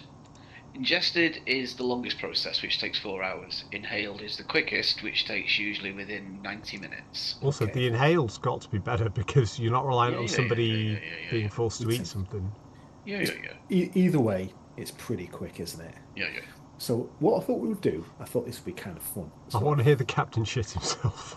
Is there's a few things going to happen here. Make sure So- of inoculating. Actually, yeah, I'm going to inoculate feeler when I go around and see everybody anyway, so. And, yeah, Hanshaw See. as well would be useful. Yeah. But What I nobody thought we else. would do is let's do a bit of narrative storytelling of each of us, like describing a scene of catastrophic viral symptoms that occurs with the crew. So let's start with you, Zim. How does the scene look when the very first symptoms start to occur? Zim is in his med bay. He's got all his stocks out of the sort of like neoprene mask type things you wear over your face, disposable, and all his equivalent of Tech 13 Rubber gloves. trial gloves, purple gloves, and all the anti sprays and swipes, all that ready to go. Even a equivalent of some sort of Tech level 13 mop bucket. And how? So that's you. You're kind of ready to go. But what happens amongst the crew? Like when the very first symptoms begin, what happens? The head door bay just opens and 2 staff members come running in, and as they try and explain they're ill, they vomit. One vomits and one has a evacuation of their bowels uncontrollably, looking mortified and not what to do. So Zim goes into action as and gets them down on the beds and starts to. They're really ill. They're Captain, I have my hands full. They're green. They're kind of sweaty. They're one of them's like vomited all over the floor in the bed. The other one's kind of shit themselves. Brown stain. I could see Rob bursting at the literally frothing at the bit here to describe. So Rob, go for it. Tell me what happens next. I didn't know this was that obvious. So there's a Hungarian meeting. swine flu. There's a meeting going on here. It's a very standard meeting. It's mid-level officers, if not lower-level officers, and some like deck crew. They're all in a room with Persevaughan. Persevaughan is not looking. He never looks good. He's a hypochondriac. He's sweating. You can see the sweat's running off his face. He's sniffling. He keeps normally he's quite sort of restrained with his but he's just wiping his sleeve on his nose. He's like, I'm very sorry. It's my allergies terrible today. Just awful. And then suddenly he just draws in this deep breath and sneezes. But as he sneezes, there's this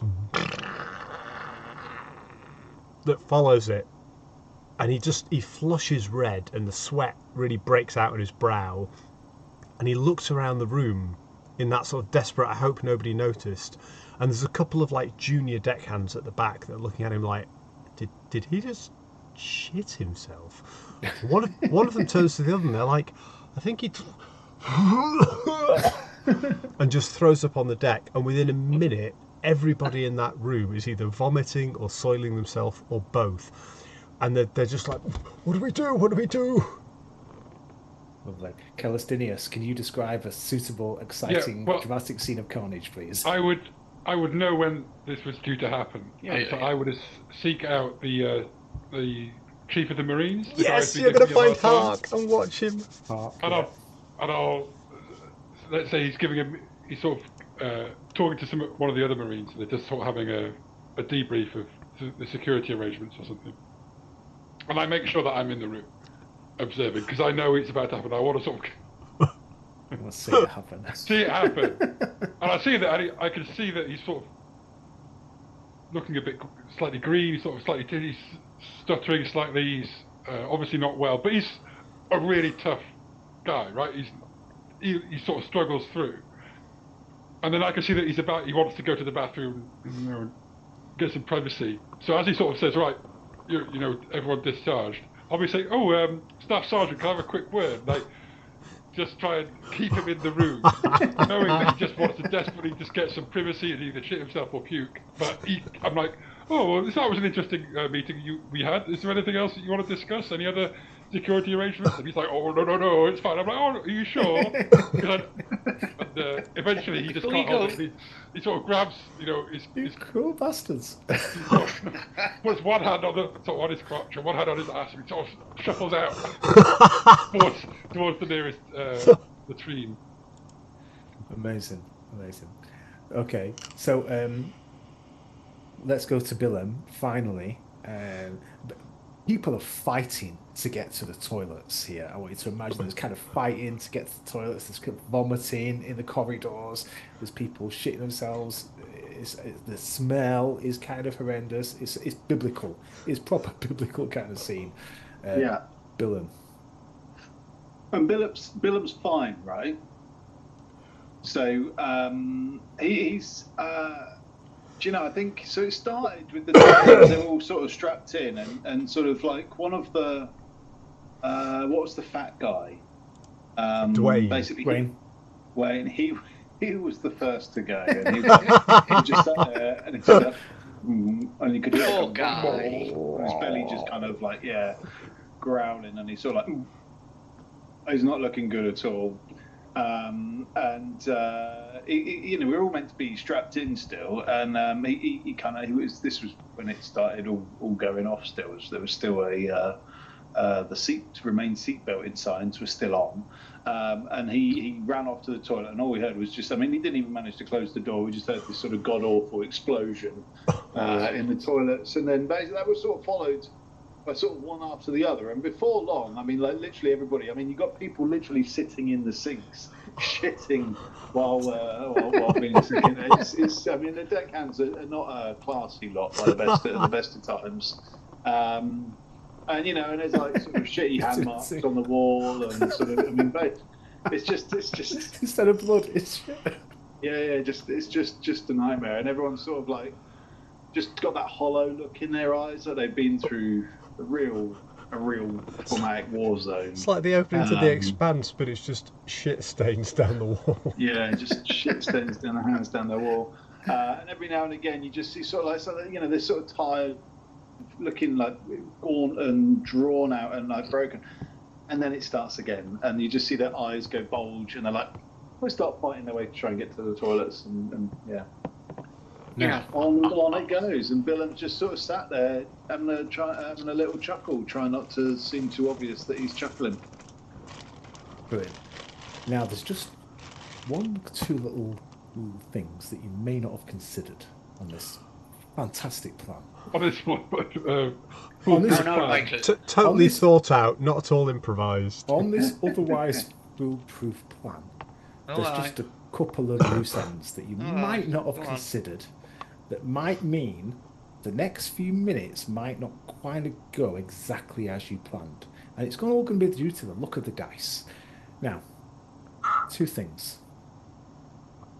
Firstly, we have our engineer, Gant Tik Tik, who may be immune to this virus as it is a human virus. So, Mr. Zinn, we're going to test your luck. Can you make a flat luck roll? Target in my defence, my lord, may I state for the record that you did say earlier in this episode that this inhabitant was a native of my homeworld. Yes, you knew him as a native. So I would have done some sort of variation. Well, let's find out if you did. Did you say that? You shut up, you Dax. Let's find out. I'm not on the Let's find ship. out if you did. My ship's a bit damaged, but no one's crapping themselves. I gave you Just- loads of just- chances Just to you see pull your whether beak you... in. Let's make a roll, shall we, to see whether he is affected. It's going to be a flat luck roll. Dish. Black luck. So if you roll on the little dice next to your luck skill, He owes me one. We're okay. We're cool. Luck skill. Oh, do you mean on the stat? yeah, your characteristic, yeah. Okay. Here we go. Oh, he's He's fine. He's not affected. He is not ill at all. This virus doesn't... You didn't even know, to be fair. Like, maybe you haven't thought about it, but you wouldn't really know. He doesn't It's gonna have a affect him. stomach. Yeah, he liquidizes his... He's already liquid. He's like, oh, I love diarrhea. Nom, nom, nom, nom, nom. Yeah, What's he's his position feasting on the walls. What's Now- his position again? He's an engineer. 69 right now. You know he's quite... You know they're quite strong. Yeah. Right, now the other thing, may not have considered, is that the Marines have... We did consider this. We said we should kill all the Marines first, but then we never did it. The Marines have what's called a soldier's organ Yeah. package. Biofiltration system. Genetic alteration, bionic additions, which gives them extensive augmentation, antidepressants, genetic stabilizers, painkillers, basic antibiotics, all part of it. That's fine. Zim can out-engineer them with his virus bomb.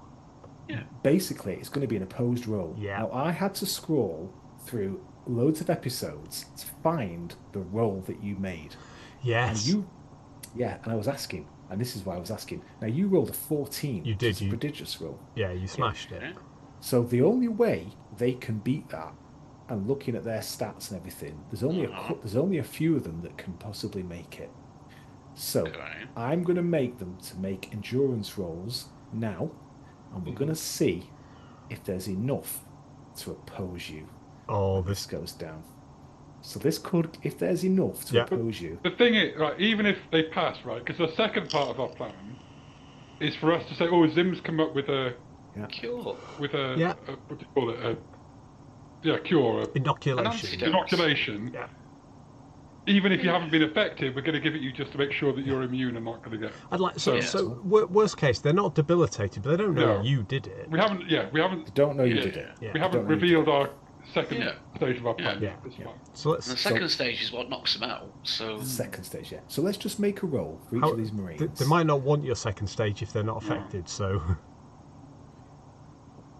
5. Okay, so there's 6 Marines.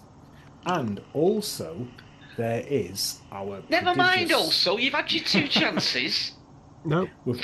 We've also got Jim Niven, because he has got endurance like an ox. So Okay. the only way they can probably make it is if they roll a double 6. Yeah. Well, Jim Niven's all right because I reckon that So Bill. 1 in a Can, million chance. Bill can talk him round. We're all good. Thank God for that. Okay. So Niven's Jim- shitting himself. Jim and shit themselves. Now, let's see whether our Marine Sergeant... Yeah. You might have recovered from this incident. Yeah. Yeah. Did he pull himself together? No, he did not. He is pooping gold. He's pooping gold. Let's check for Tandra. Go. Whatever that means. That's what the insect guy's saying. Oh, Yeah. pooping gold. Oh, poop gold. I've been hungry for 8 months. Actually, Tandra can't make it. He's got no They chance all of poop making it. round gold. This is my caviar. Let's check Ramon. Good many Even, CPs. even though he's kind of on your side, he goes down as well. No, we need him to go down because we don't. You need He's not him. on our side. We have no idea what he's going to do. He's You don't know unpredictable. what side he's on. You don't know what side he's on. Neither does I he. don't think that... has he got his social organ package on? Yes. Endurance. I don't think Quentin can make it, but I'm going to make the roll anyway, because you never really know. No. Zim, Quentin's you are going a down. master of viruses. Let's go Jen Morel. She goes down. Oh no, pretty Jen is soiling herself. Now, Haram Mercer, she's badass. She's got a very bad ass. She has got Hello. badass. And now it's Brown. All the Marines go There's no way Brown does it, is it? I mean, he's in the No. name. there's nothing worse for a woman than public defecation. You see, and it's sorry, Mike. There's a psychology value that Zim is then going to play after this event, like playing to the shame of it and just keeping it off record. And We're a monster. We should have just killed them all. It would have been so I'll much never less say fun. what happened on board the ship then. Zim is a horrific, mentally unstable genius. He has been played as such from day one. Well, you see, the character in Fringe is just like that. Is like, if he was even not entertaining, you think he's a psychotic bugger. But because he's quite nice with it and he can explain himself relatively well, you kind of go, yeah, I suppose so.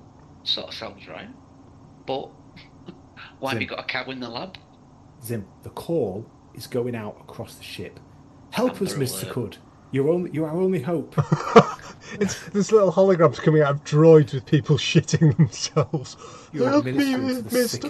and Cud. It's all going very, very well so far. With All the of the snap of my humans. ultra nitrile. Well, I imagine Doctor there'll is be, in. there'll be like half a dozen people who aren't affected, right? Which should be Yeah. us, Yeah. Insect Boy. I mean, still, we've just got natural immunity to whatever weird space bug it is. It's not that suspicious that some people aren't. Yeah. You know, it's not like one. It's not like only Zim is not Yeah. affected. Yeah. So what I'll do is I'll do a quick triage and get all the crew that appear to be unaffected to report to the med bay, and they can help with administrating a hastily prepared, hopeful cure. They're lying in the corridors. They're vomiting down the walls. Like, Whose idea was this? It was your idea, Cal. I'm pretty sure it wasn't this messy in my head. It is a scene of biblical devastation, and like they're lying down. It's awful. Circuit Do you boards think Iron Tooth- short-circuiting. Iron Tooth's gonna mind when we give him his treasure ship and it's covered in shit. You've got to clean all Well- this. You've got to clean all this shit up. He didn't say no to shit. He didn't say. So He Iron didn't say it Tooth, was there's gonna some be good covered in news shit. and there's some bad news. Yeah. Yeah. The When you vault delivered is this shit, slightly pooped on. you didn't say it was going to be covered in shit, but we did say it wouldn't be either. Yeah. Like you weren't specific. Covered in brown gold. You sell it for a fortune. A fertilizer planet. We just have Nagantakan Tik Tik, who is looking alarmed that all the Right. humans are going down, and he's helping you. Maybe he's kind of helping you, kind of helping people in the kind of Triage corridors. people, yeah. And you're starting to administer your treatment and help them to their help them. Your NPCs and Nagan are going to start helping them to their staterooms where they can rest and reconvalesce. And the captain is like, well, we emerge from, there's a sort of like, we emerge from jump space in 24 hours, whatever, 36 hours. Don't Like, worry, Captain. I'll man the bridge. I seem to be unaffected by this weird virus. I'll let We you know. arranged as to soon- a skeleton crew. Stay away. Stay away.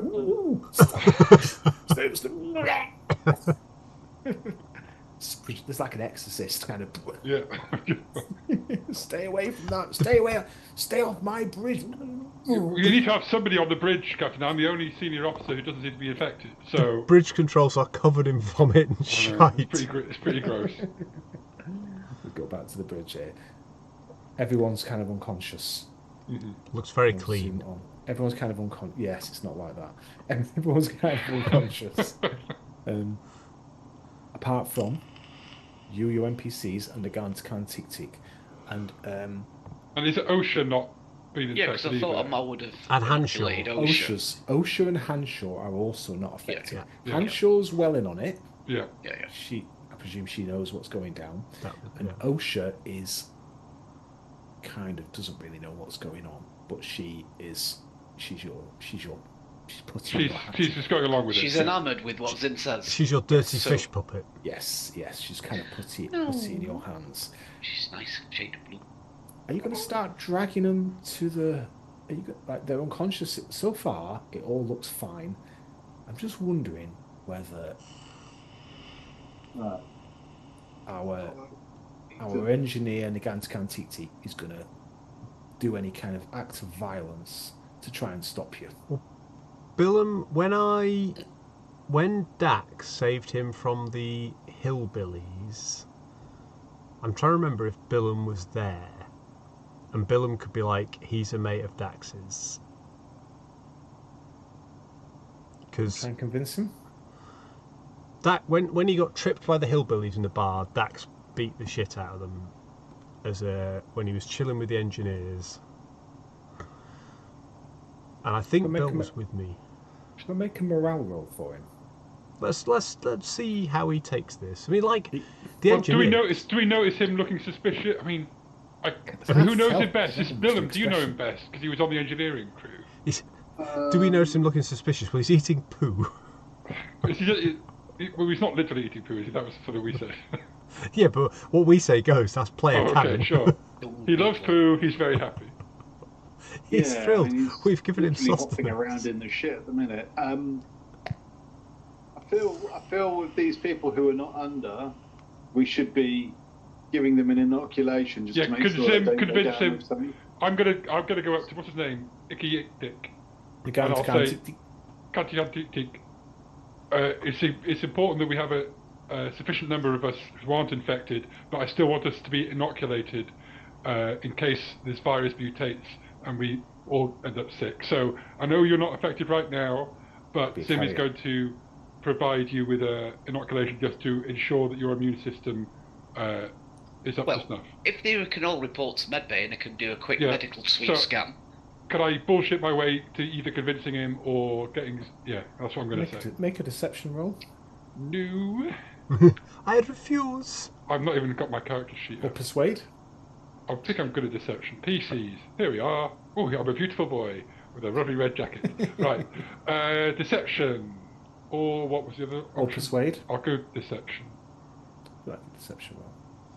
And I'll use my society as person who's currently the most senior officer who's competent, who's... That's fair enough. In control of his bowels. And just say, I know you're fine, I'm fine, but just to be sure, I want you to go to medbay and get Zim to... Oh, not Zim. Not Zim. Dr. Coup. I read his name backwards off the log. It's a nickname we use. Bella introduced me to his nickname. It could be a transmitter, couldn't it? Even if he's not personally infected, he could be a transmitter. You're not allowed to call them transmitter anymore. Okay. He's non-binary. Okay, he's out of it. He's unconscious. Boom, you've put him under. Gentlemen, you've taken possession of the Martin II. Shove. If it wasn't covered in sick and shit and other bodily fluids, it would be a really happy moment. Shove those shitty corpses into the launches and weld them in. So, Zim, are you able to put anaesthetic in them, especially for the Marines? It's going to last long enough that we're not going to be in trouble, right? They're going to be all out for 12, 24 hours. Sedate them for 24 hours. Yes, sedate them for that Fix them up with IVs, because especially the Marines. Can we maybe tie them... Where we're putting them into we're putting them two of these launches. There's two of these lifeboats. Yeah, and then the idea was we'd put them in and then just weld them in. Weld them in. That's what we're going to do. So there's how many of us are there? There's 7 of us. 1, 2, 3, 7 of us. It's going to be a long day for you. Well, there's only 20 crew, right? Who are left. True. It's not that there's 7 of us, so it's not a ridiculous amount of. Yeah, it's 3 each. Yeah. Yeah. So it maybe takes us a couple of hours. Dragging them in. I think we could drag them in. And we can keep feeler on the. And if Sim's got any more of the protective medical suits, so we're not all covered in shit. You were going to put on the Sophon suits, weren't you? So that once they were in the launches, you could be like, "We have taken over the ship and we have killed Mr. Coup." After they're in. Yeah, you'll do an announcement, Star Trek style. Are we happy that they're all in? Yeah, let's say they're all in. You've dragged them in. It's taken you several hours, perhaps, to get them unconscious, get them to a level, different places. And before we finish, I want to make sure I've left or squidged me slug on Specky Fandango's Lassie's gigs. Can we be more specific about what you mean when you say squidged your slug? Do you remember those slugs that I had bought, and I'd tinkered around with the genetic. Well, not the genetics, but I'd because it's like sea slugs do, the big sea cucumber things. It was like an alien Xeno version of that. Was like very colourful, blah blah blah, and you could like a syringe with this like silicate sand, which I was gonna sort of like industrial silicate, which I was gonna squirt on the lenses of Specky Fandango, and it would be like abrasive. Okay. So it might not blind him. Blinding would be ideal, but it would give him hopefully a minus DM on his sticking his nose in when it's not fucking wanted. And he's welded into a launch as well, so it's all good. Yeah, he's not going to be driving any ship, is he? Covered in his own Fucking turds. Specky Fandango. Let's take you to the landing page. Oh my god. Where is it? So we are all at Borite, is that correct? Well, no, Exocet was where you were going to refuel dump and then dump the launches, turning the emergency transmitters on the launches on only as you're about to launch them. And then you were going to do sort of jettison them and then put their beacon on and then leave having already refueled, ready to jump, and then you were going to be like, you were going to do we were going to sort of so are we on? We're in Exocet, right? We're in Exocet. Let me tell you a little bit about Exocet. Okay, it is here is an image for Exocet. Exocet has got a kind of a dark appearance. It's got a very volcanic, volatile. I mean, you don't necessarily need to see the world, but that is it. It's got a very volcanic atmosphere, brown, yellow, grey clouds. The land is very sort of dark, deep brown, black soils, kind of volcanic, basalt plains, jagged ridges, almost kind of almost primordial. Scattered across the landscape of Exocet is this kind of fungus, multiple fungal kind of growths. And this kind of fungus, these fungal growths are spread across the planet, forming these dense mats, towering growths and spore fields. And these growths are kind of, it's agricultural produce and also like a pharmaceutical kind of produce. Very, very few people live on the planet. We're talking like 100 or something like that. But you've got these kind of factories, automated kind of factories that produce it. Let me show you the UWP for the system. Here it is. There's very little trade to the surface. You've got an orbital port called Cadus Central. The planet is highly volcanic, fertile, exports fungal extracts of pharmaceuticals, and you've got these automated farming factories. Most of the life is kind of a fungus type plant-based. There's Cadus Central, which is the high port that you could refuel at, but if you took the Martin the second there, you're almost certainly going to get seen. Yeah. And then you've got two gas giants, imaginatively named Got Rings and No Rings. They're both small. Which one would you want to be refueling at? Billy boy, this is on you. You're the pilot for the scooping. You're the expert, Billum. Oh, got something else to tell you about the planet as well. I also like there's a water world called Big and Wet.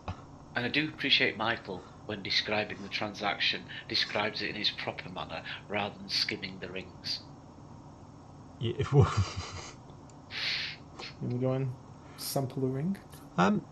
Out of interest, Mike, how long would a signal take from one of the gas giants to reach the... They've got this... We were like, oh, we'll go to Exocet. It's got a really high-tech starport, but there's nobody that lives on Exocet. I suppose the starport will have people.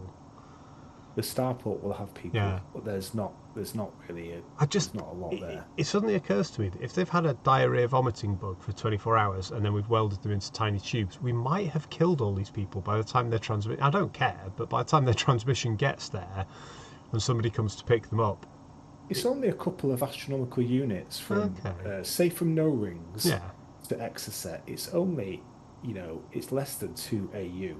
So it's only 15 minutes, 20 minutes maybe at light. They'll send a signal out, and then we'll Yeah, get a they ship out mobilise. So, pretty quick, yeah, you've got to scoop before you kick them out, and then jump. We get out to the jump point, kick them out at the jump point, and then like. Well, yeah, ideally, Bill, and we'd scoop on the planet that's furthest away from the So no from rings. civilization. So can you do that? Yeah. So this is Bill's got skills. so this is no I'm quite rings. nervous, I'll be honest. This is like that moment, isn't it, where I felt that tonight. Suddenly, scooping is not just I've got faith. It's not just an easy thing. Well, So there's no It's a no dice rings. roll where if you fuck it up, everybody dies. It's not like I messed that one up. It's got a pale yellowy appearance with faint beige bands. Atmosphere is hydrogen and helium.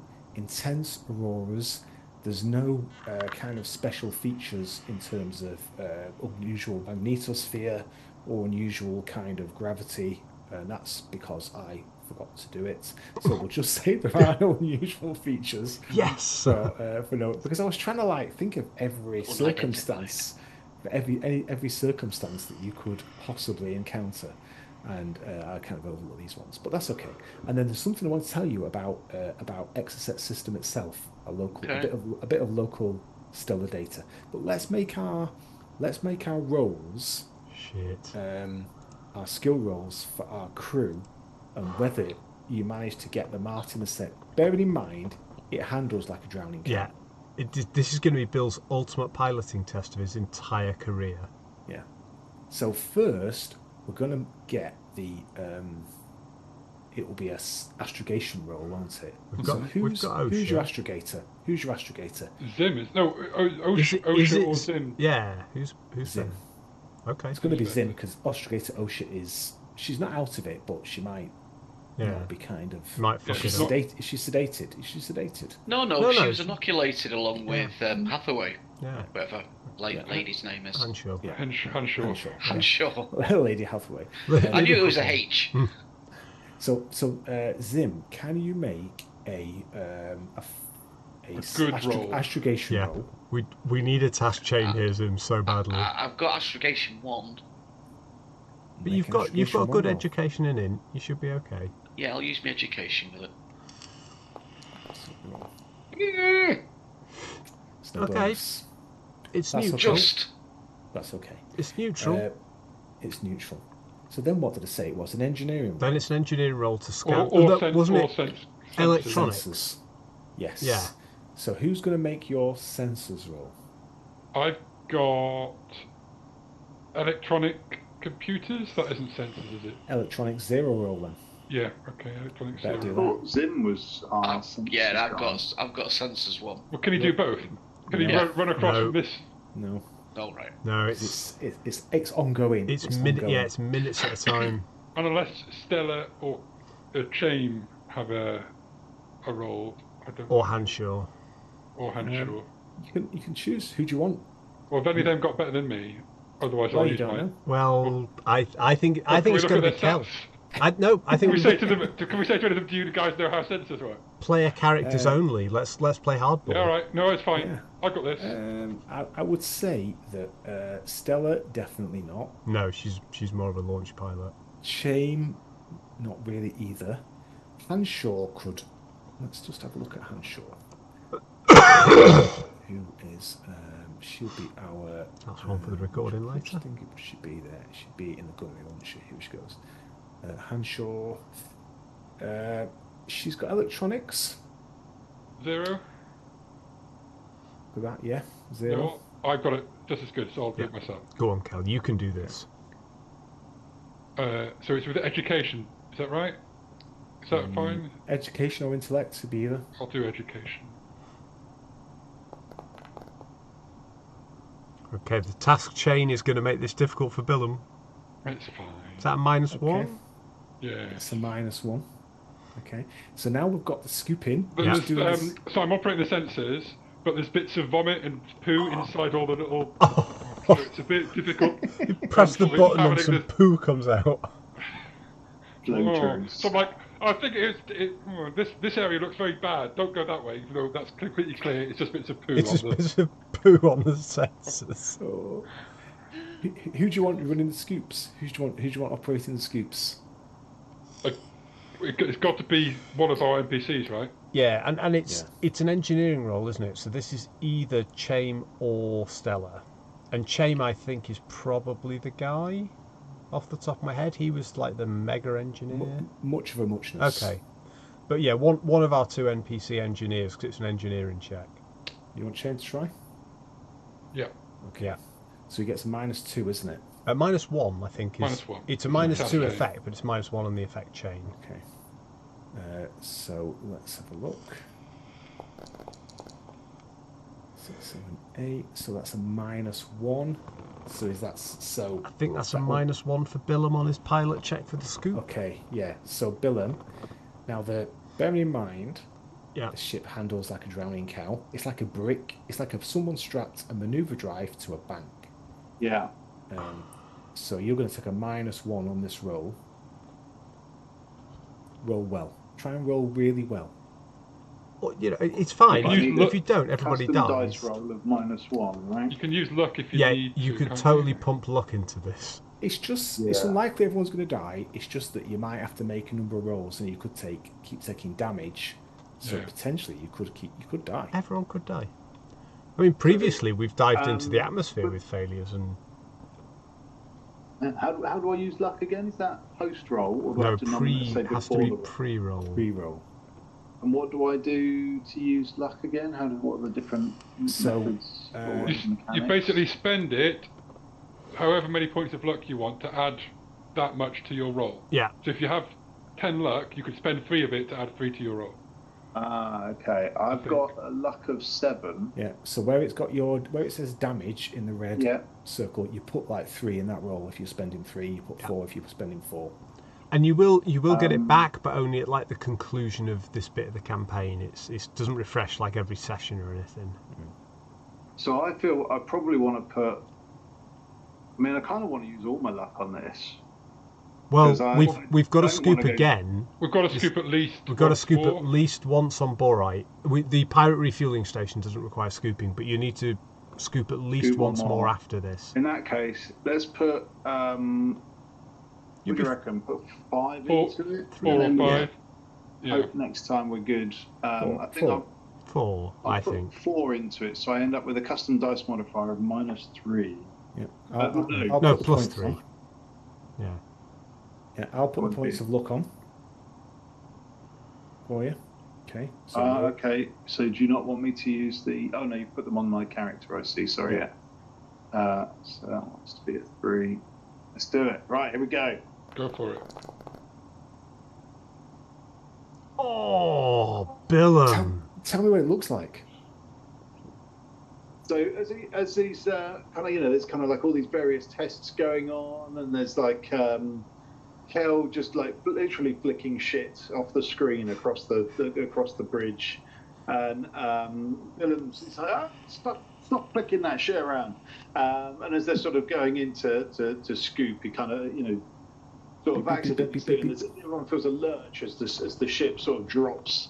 In a sort of a bit of an odd gravity well that they'd missed on the scanning and all that sort of stuff, but he manages to, I mean, literally sort of almost bounces it off the atmosphere. So it's not pretty at all because a ship like this is not meant to bounce off of an atmosphere. No. But it sort of manages to make it, and sort of creaking and groaning, and like this entire ship, you can kind of feels like it's just tearing itself in two as it sort of exits, scoops, having scooped out the other side. Nice. Amazing. Well done, Bill. Let's just check the calendar. Next one's the not got quite so much to buff the next one, but I died in a gravity well. I'm not massively keen on taking a risk with everyone's life at this stage in the campaign. I'm going to take you now. So you've done your scoop. You've dropped everyone off. Yeah. So what we do is we dress up in my fake alien in the costumes. suits. my soft suits, What and kind record. of soft are they? What kind of aliens? So I don't know. Well, the one that I've Ivanka? got is basically a cat person with like cat ears and a tail.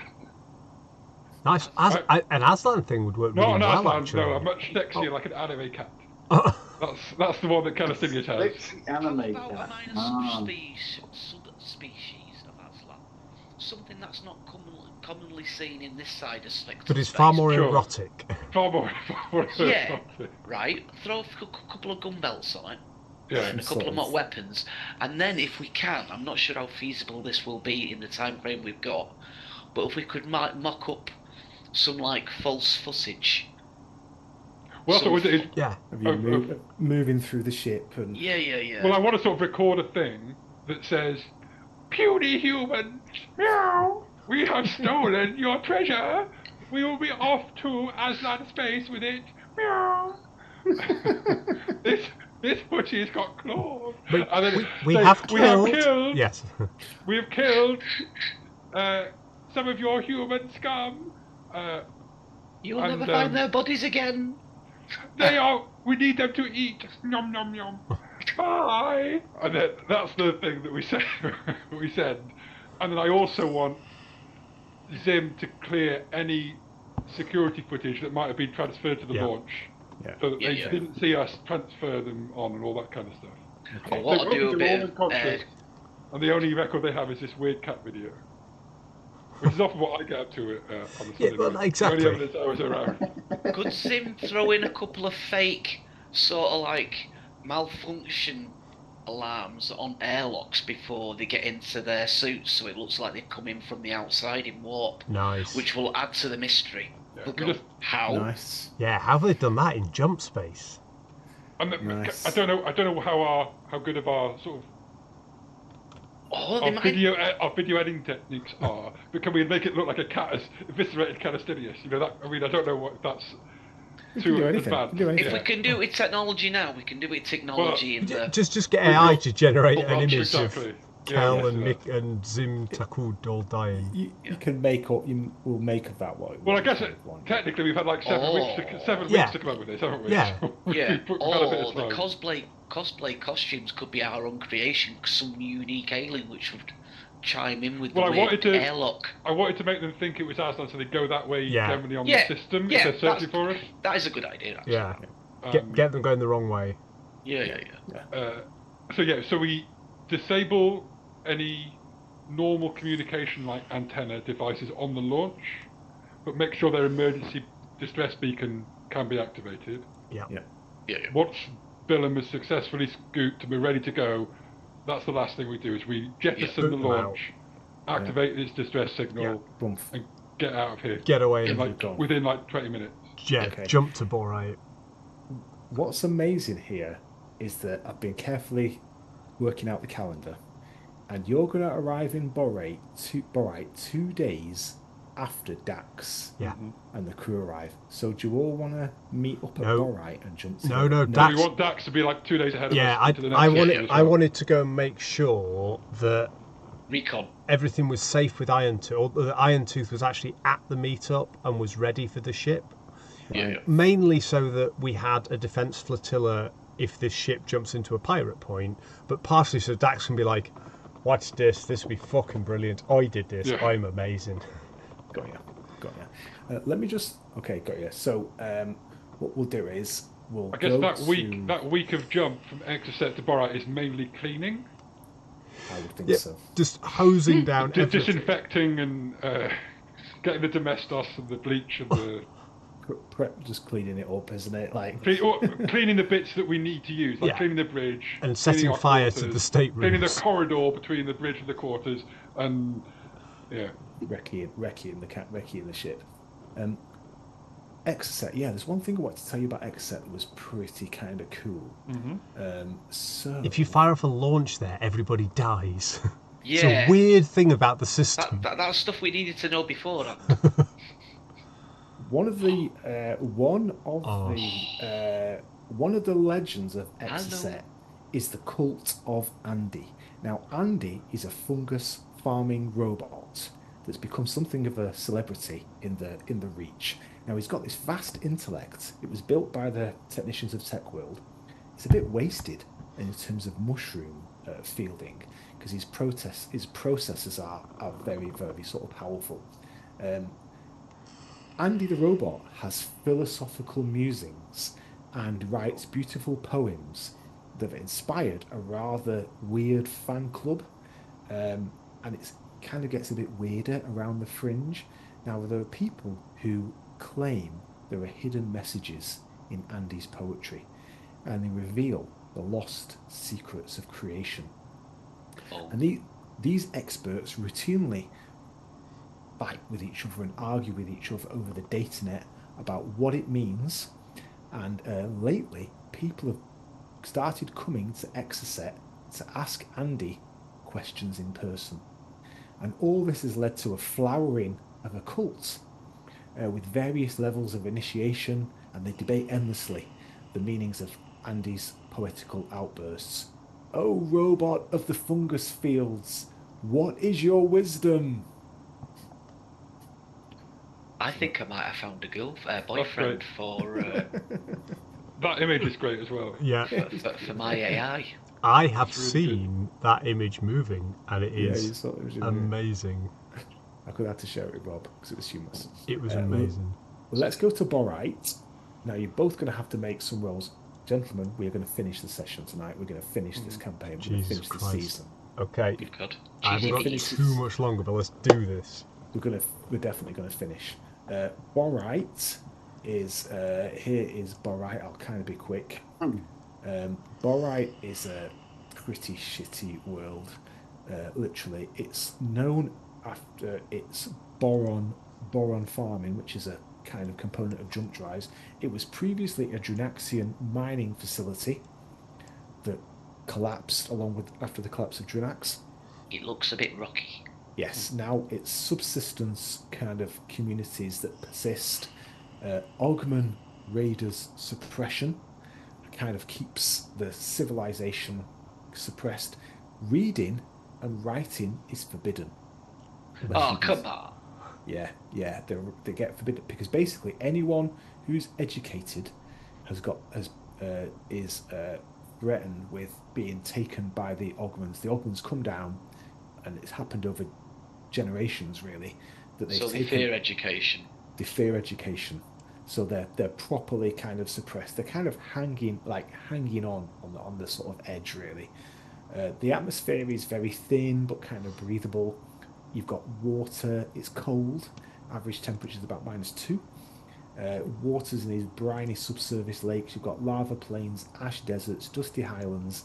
It's a bit of a kind of shithole for the population who've kind of like managed to kind of cling on. There is no starport. Well, there's a patch of ground. There's a bit of a kind of patch of ground. You've got a number of potential refueling destinations. There is Dunal, Jandor, and Barros. If you look in your system data, they are there. Dunal is known as the Great Bell. It's got an impressive ring. We all like that. Jandor is less impressive ring. It's known as the Watcher. Oh. And then we have Barros, which is a kind of nice, interesting blue colour with an even thinner, very sort of pale ring. It is known as the Distant Forge. Each of those has got potential kind of problems. Dunal, which is the sort of big one, the kind of golden one, is moderate to high risk. Okay, so that's the smallest one, but it's quite high risk. Dunal is big. It's big. It's a large gas giant. Oh, sorry. I'm seeing as it's 2.9 AU from the star, not. Yeah. I was looking at the measurements and thinking diameters. Yeah, you're right. Jandor's favourable. It's probably the low to moderate risk, and Barros is difficult. It's a small gas giant. Generally considered difficult. I think it's due to the it's got a very cold, thin atmosphere that means you have to go quite deep. Right. Let's go to Jandor then. Yeah. I think Dax would choose Jandor as well. Jandor is. Okay. Yep. So there's Jandor again. The Watcher. It's the Watcher. Deep methane rich atmosphere. It's about minus 90 Kelvin. Are you describing the inside of Jandor or the inside of the Martin II right now with its deep methane-rich atmosphere? Deep methane rich atmosphere. Rotation period 13 hours. Trace methane water vapor. It's deep blue, flecks of green, gold, violent aurora. You've got high latitude cyclonic storms and this thin, barely visible ring system. 3 moons, calm upper atmosphere, high methane content and ionic shear particles near the poles may interfere with avionics. We'll say we're going to avoid the poles because we don't need to. We're going to make, each of you is going to make some rolls. If you make this roll, we're basically going to say you've jumped. You're going to go to the refueling point. Yep. We're going to hook up with Iron Tooth. We're going to wave that through, and then we're going to go to Teve. I'm going to briefly show you some images from Teve, and then we're going to do the epilogue. So we're going to finish this tonight. We've got 2 roll chains to get the theft of the Martin II done. Okay, let's do this. Who wants to go first? Let's go Dax first. Well, we Dax arrived is team. first. You arrived first. So let's bring on the PC ships. We are definitely going to do this tonight. So first will be Kirsch with his astrogation roll. Mm-hmm. He's not super bright, but he is a decent astrogator. Oh, Christ. Is that -1? It's a -1, I think, for a -2 effect. Okay, so Silec's like rolling his eyes like, fucking hell. Let's make his -1. You've got the advanced sensors. He's going to use his intellect. He's not super clever, but he's totally competent. Nice. Yes, fucking roll. Is that like a +3 or a +2? It's a +2. Okay. It's a +2. Let's do Kirsch. Let's do Jory Ip. Yeah. Doing his scooping. With his +2. With his +2 average. So there. He's going to make his dexterity roll. 2. Okay. Over the drive. Is that a -2? It's a -2. Yeah. It's not a good roll. That's fine. So Dax is going to pump 3 luck, which is a lot of my remaining luck, into getting this done. So he's going to cancel that and get a +1 total modifier. Yeah. Because at if this you do point, if you do it off the ship sheets, and if you roll pilot spacecraft, it should add the. It should have some modifiers. Okay, I've not been modifiers. doing that. I've been doing that off my character sheet. Yeah. So if you go onto that ship sheet. Yeah. Where it says the pilot position tab. Yeah. There's 4 dice. Yeah. The one on the end. Is pilot spacecraft. Yeah. It should add in. Has the Coup got like stabilizers? No, it doesn't. No, so it doesn't. It wouldn't make a difference. It Okay. wouldn't make a difference in this occasion. Yeah, Well, given that I'm at a -2, I'm going to pump 3 luck into that to make it a custom DM1, because from Dax's point of view, after this scoop, the last jump takes him to Iron Tooth and his first big step towards becoming a Pirate Lord of Teve. He wants this more than anything. So here we go. It's an effective 2. Success. He's laser focused now on getting to Iron Tooth, getting there ahead of the guys in the Martin II, but also he's not heard from them in 3 weeks, and he is desperately hoping that they're not far behind him. But they just hit the atmosphere. It's perfect. It's just long enough. They grab the fuel, and in one move, he's straight out towards the jump point. He's like, let's find that furry bastard. Easy does it. Okay, boom, you're on. Let's go to the crew of the Martin II, and let's see if you can make your rolls, gentlemen. So, who was our astrogator again? Zim. Yeah. Zim. So can you make an astrogation roll, Zim? You know.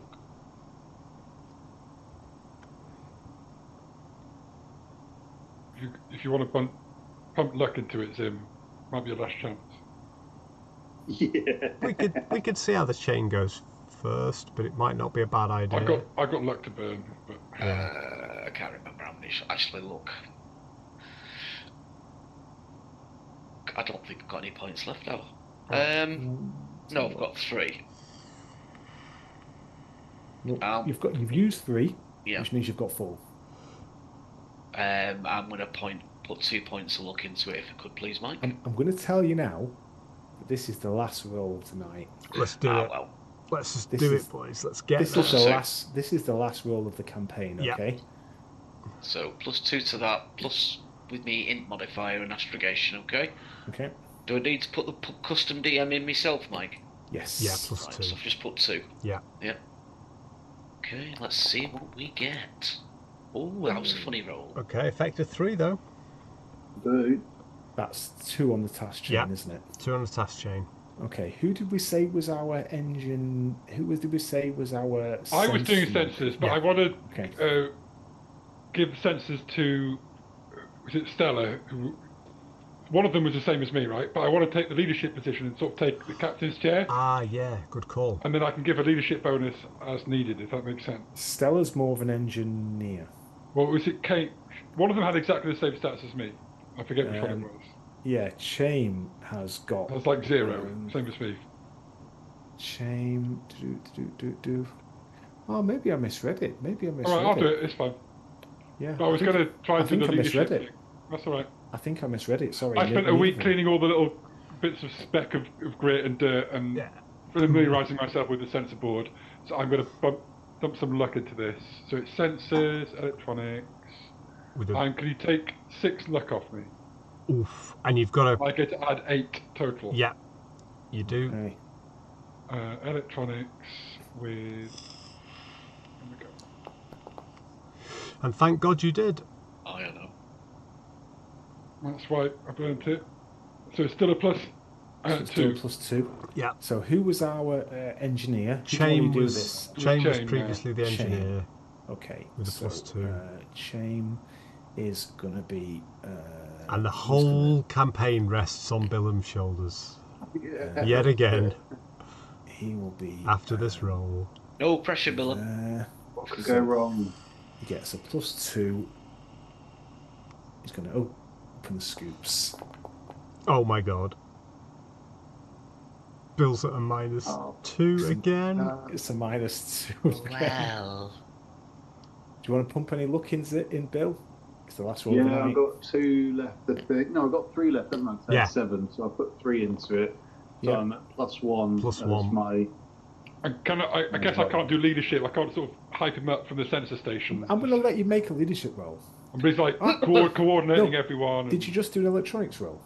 I just did an electronics one, yeah. Can't do a roll. No. Yeah, okay. That's why I wanted someone else to do the electronics. Right. +1 So I can Bill. motivate Billum.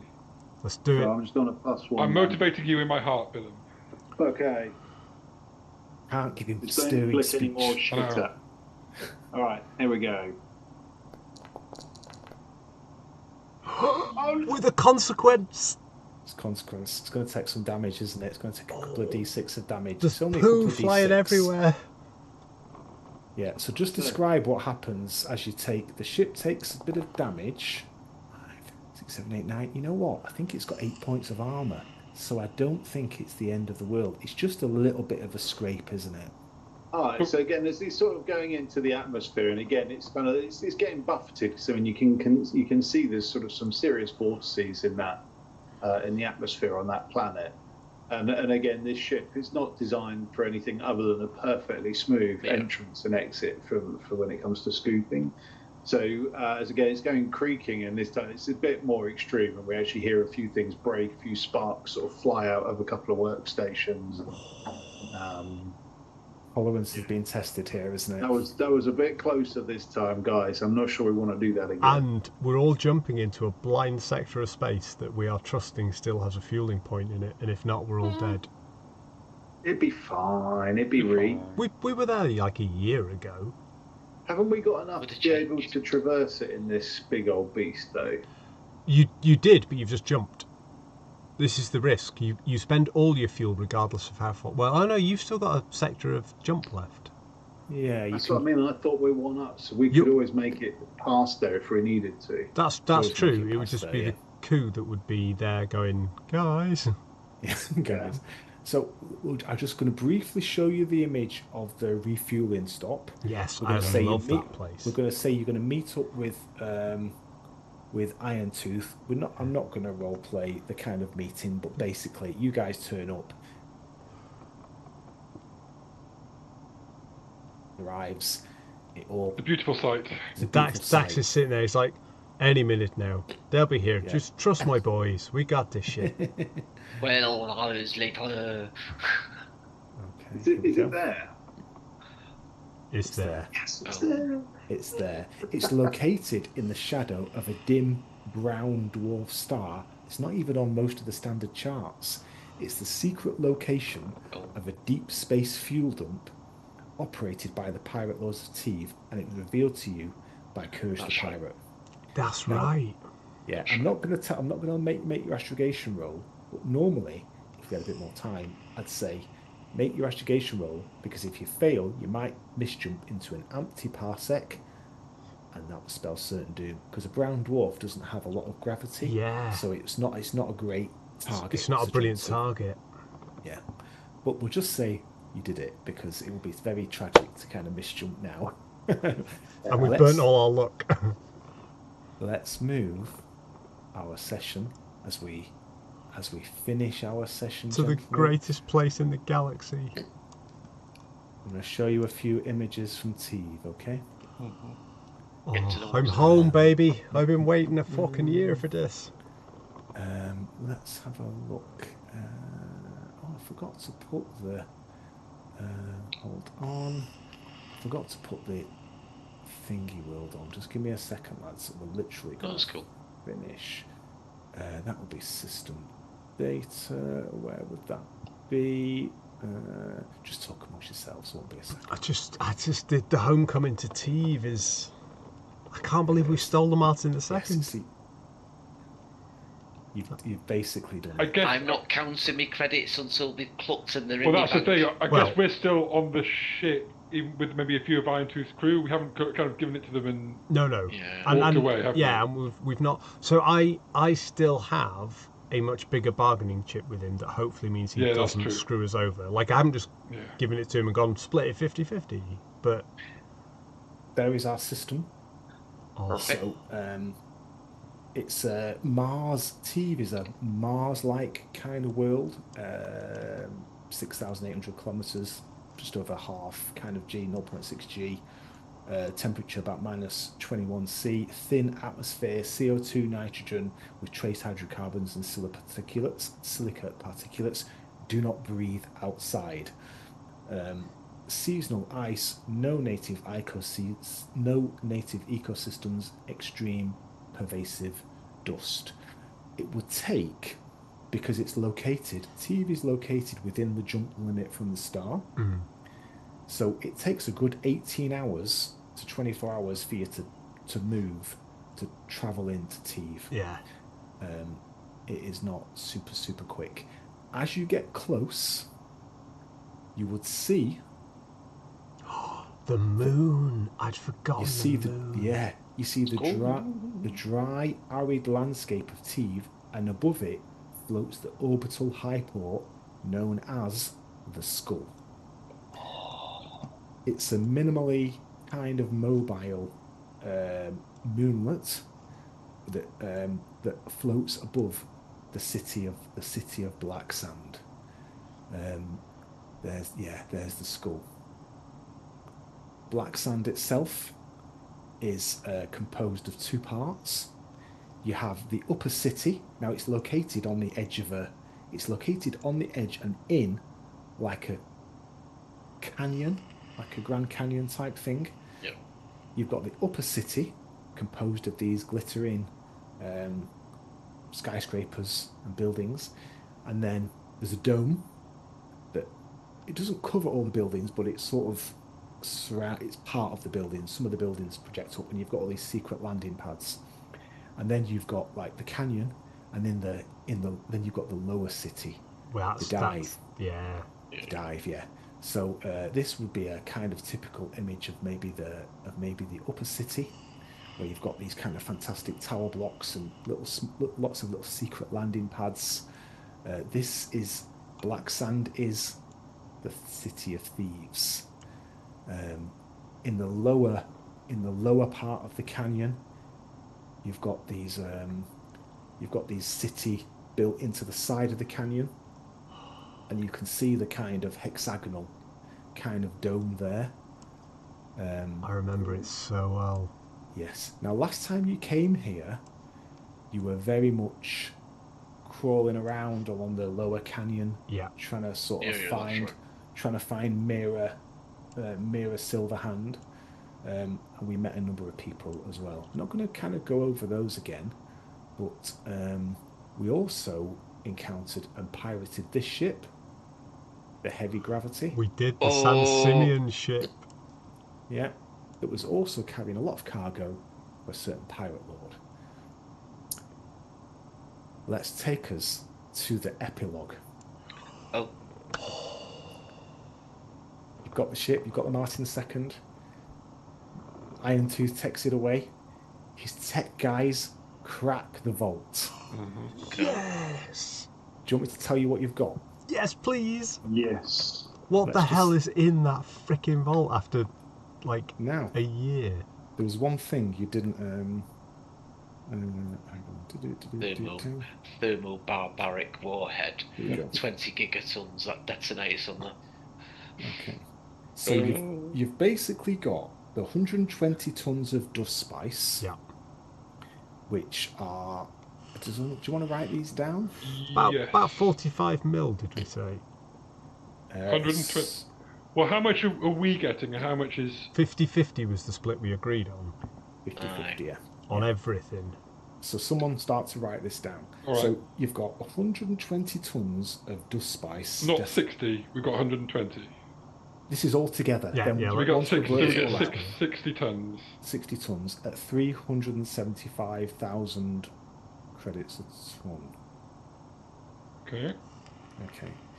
Then you've got shall I just tell you what you've got after the split? Yeah. Yes. Okay. 50 tons of advanced electronics and advanced manufactured goods. Each of those are worth about 100,000 credits per ton. Okay.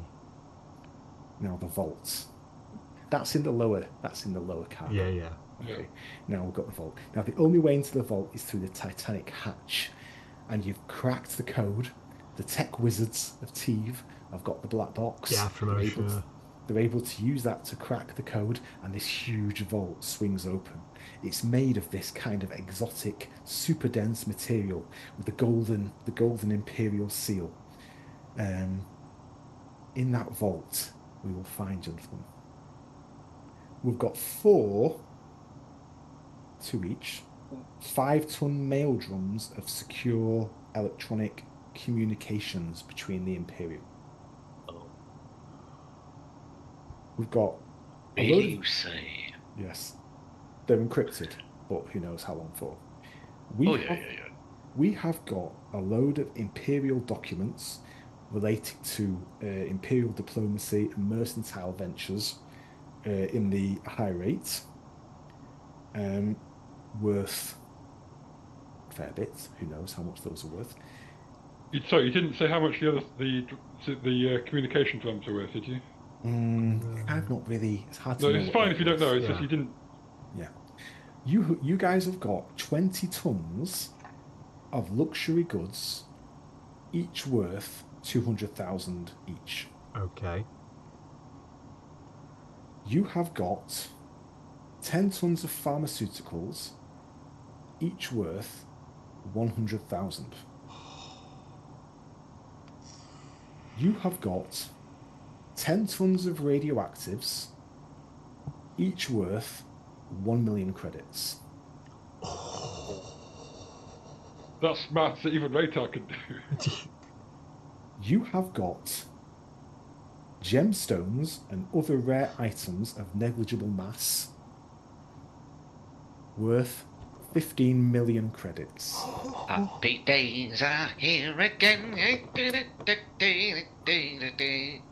You have got the value of the ship, the Martin Nando's is on me, II, boys. Yeah. which will be stripped down to its component parts, And de-pooped. worth 35 million credits.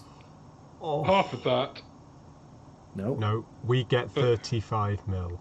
you get 35 million credits. Nice. Now, you also found...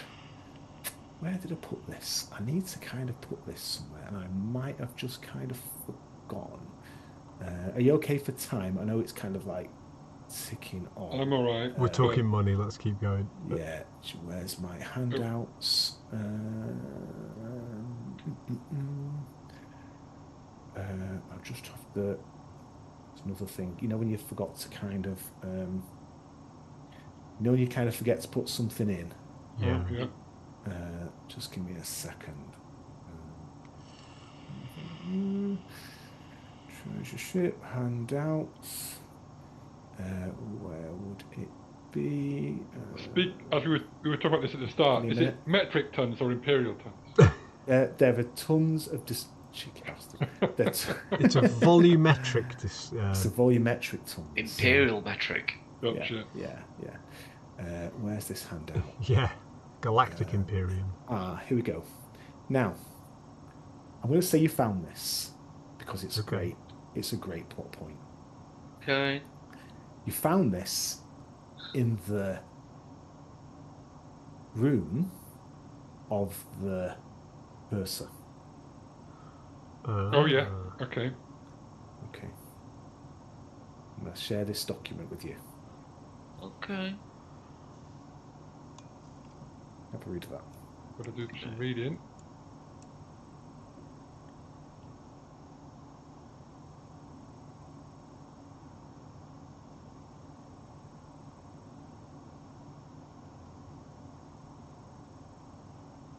Ooh. Does that mean that? Oh. Zim, can you make a investigation roll? Yes. Or an electronics We roll? need that day-to-day. It's war. What did you say? Investigate or? Or electronics roll? It's like an electronic, imagine like a treaty scroll, but Yeah. like a computerized holographic kind of dynamic kind of thing. They I'll use said investigate. they said war was coming. The Ihati said. What's This is modify not in for the vault. investigate? This is not in the vault. This is in the private room, the private safe Of the purser. Of the purser. I'm glad I made Does him it- shit himself. Does Maybe it- make an electronics computers roll, actually, Zim. Okay.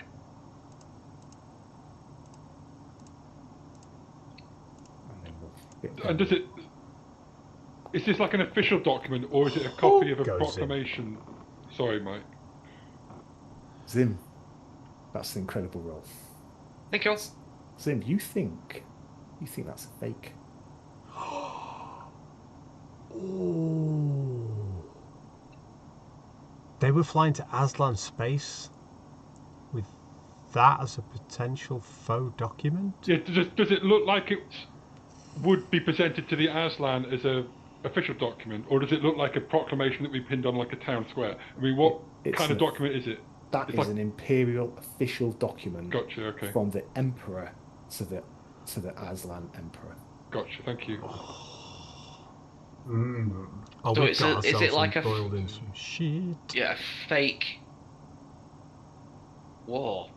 Think. Yeah, someone, Jedika Charcoal's a maybe, war. is trying to sparkle. And who benefits most from war in the Trojan Reach, other than the company that rebuilds in the Trojan Reach? It's not quite a declaration of war, but it's a declaration that the peace is over. The peace is over. It is Yeah. a nullification of the peace treaty. Yeah.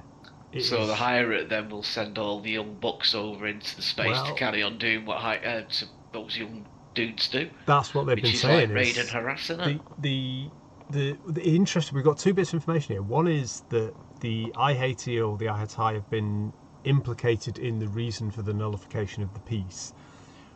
we spoke to an Ayatai guy who I defeated in single combat, who said, get out of the Trojan Reach because we're going to claim this. I think that there's pressure on both sides here to turn this central zone into a bit of a bloodbath. Well, that's good for Drinax, right? It's great for Drinax and wonderful for a newly appointed pirate lord. Well, speaking of which, 92.5 million is the total take. So all we've got to do is shift that stuff before we get off Teve. Yeah, we're just saying that's the value that you gave. That's the value. Yeah. That is, and that's not including the Imperial documents and the barrels. Some of that you'll get full price. Yeah. Some of it will have to be fenced because it is kind of hot. Yeah. So I'll work it all out and I'll tell you, but like that will be the raw value. And if we're going to fence anything anywhere, with the contacts we've got with Irontooth, we should be able to do all right on Teve. But we're going to do our final scene, gentlemen. Okay. It's our final scene. It's not Raytar in prison, is it? In his swamp. It's looking up at the news bulletin. Picking up the soap. We are in the Gilded Knife. Okay. This is a high-class nightclub in the upper city of Teve. Last time you guys came to Teve, you were fighting low-life thugs. Ground level, pulling people's eyes out. In the lower city. Now, you're in an exclusive invitation-only nightclub. You're in a private booth with Hrol Irontooth and his crew overlooking the bar. You've got wealthy patrons, beautiful women, exotic, it's like neon lighting, shimmering holograms, crystal chandeliers. On the booths adjacent, we can see other pirate lords. We can see here we are. Yeah. So we know Irontooth, we know our pirate lord. Yeah. Admiral Darrakin. Oh, my next target. He's on one of the adjacent booths. And you see him kind of looking over. Face doesn't give much away. We're also going to see Peter Valis. Of course. What you know is that Peter Valis in the straight to VHS is played by Al Swearingen from Deadwood. Yes. Oh my god. It'd have to be though, wouldn't it? It would have to be. And you know that Peter Valis is a bit of a newcomer. He's had great success preying on Aslan traders, and he's basically stirring it up. And he's a bit of a mortal enemy of Irontooth. Okay. And you guys are sat with Irontooth. And we also have a rather mysterious Varga. This is Zukivi, the Corsair. Oh, now all these images will be, if they're not already in the handouts of kind of Pirate Lords of the Reach, they will be in there soon once I've kind of like updated it all. It'd be wrong to tickle his ears, wouldn't it? Yeah. You're drinking. He looks like a good boy. I can't wait for Mike to be running this campaign for another group, and he's like, and then finally you've got Dax Gendar. I can never run it again. It's going to break me.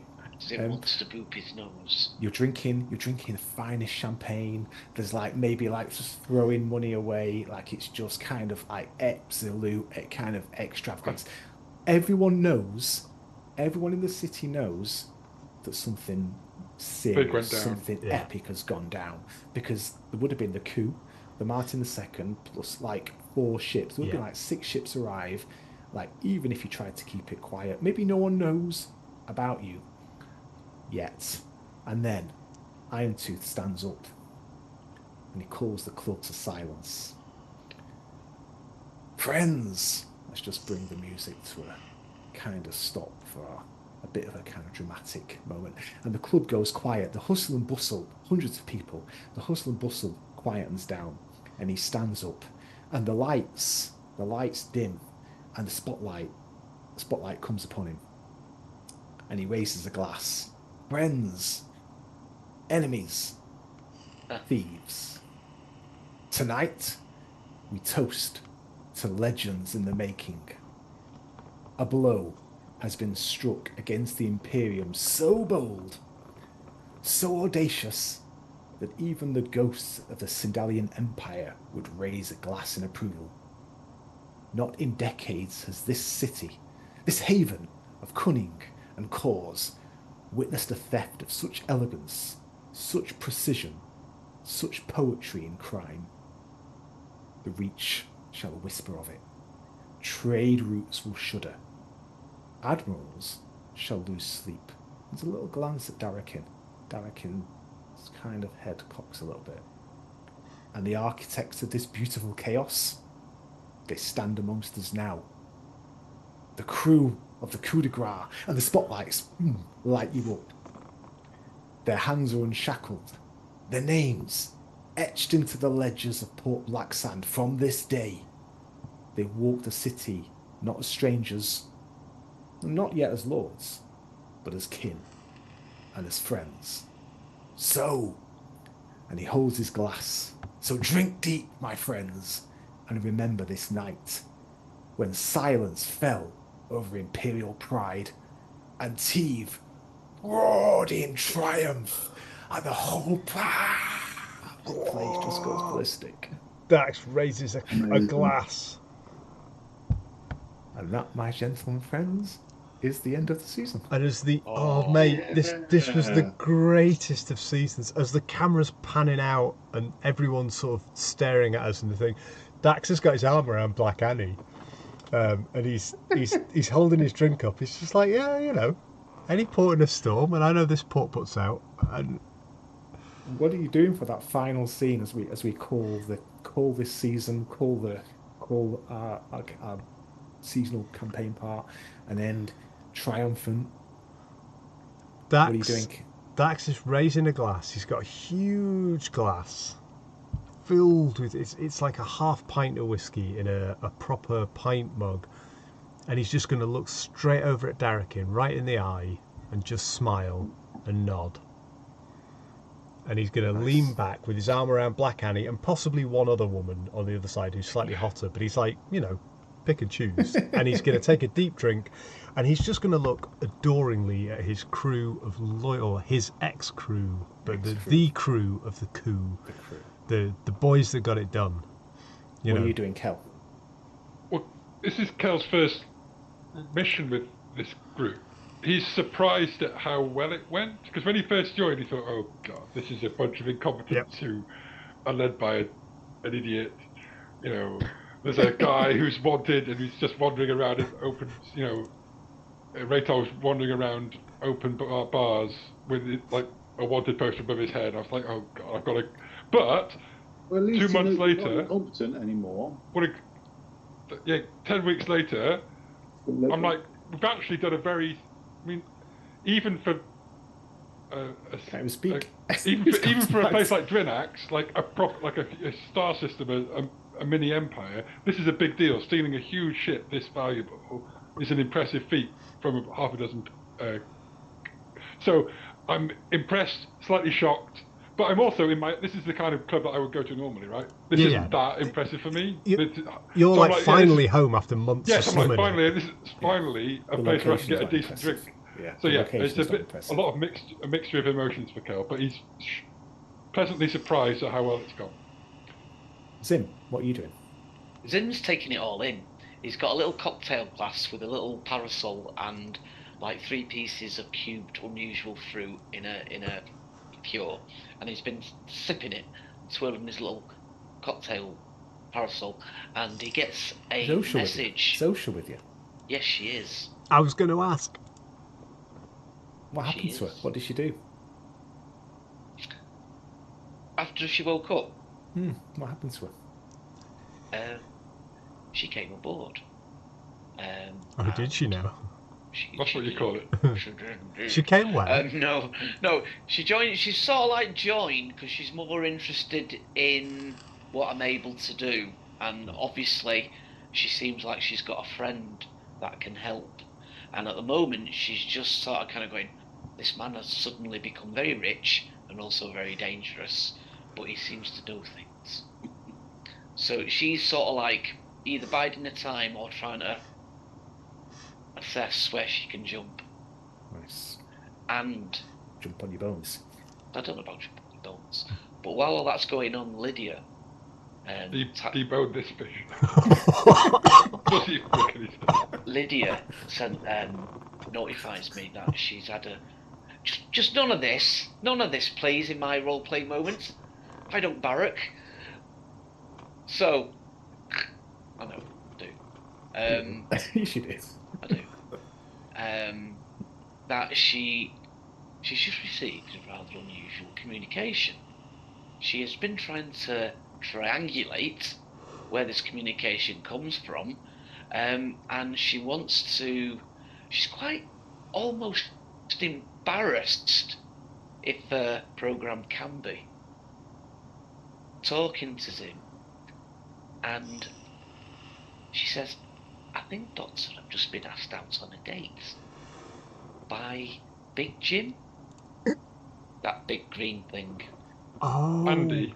Andy, Big Andy Andy. the robot. the cult of Andy. Yeah.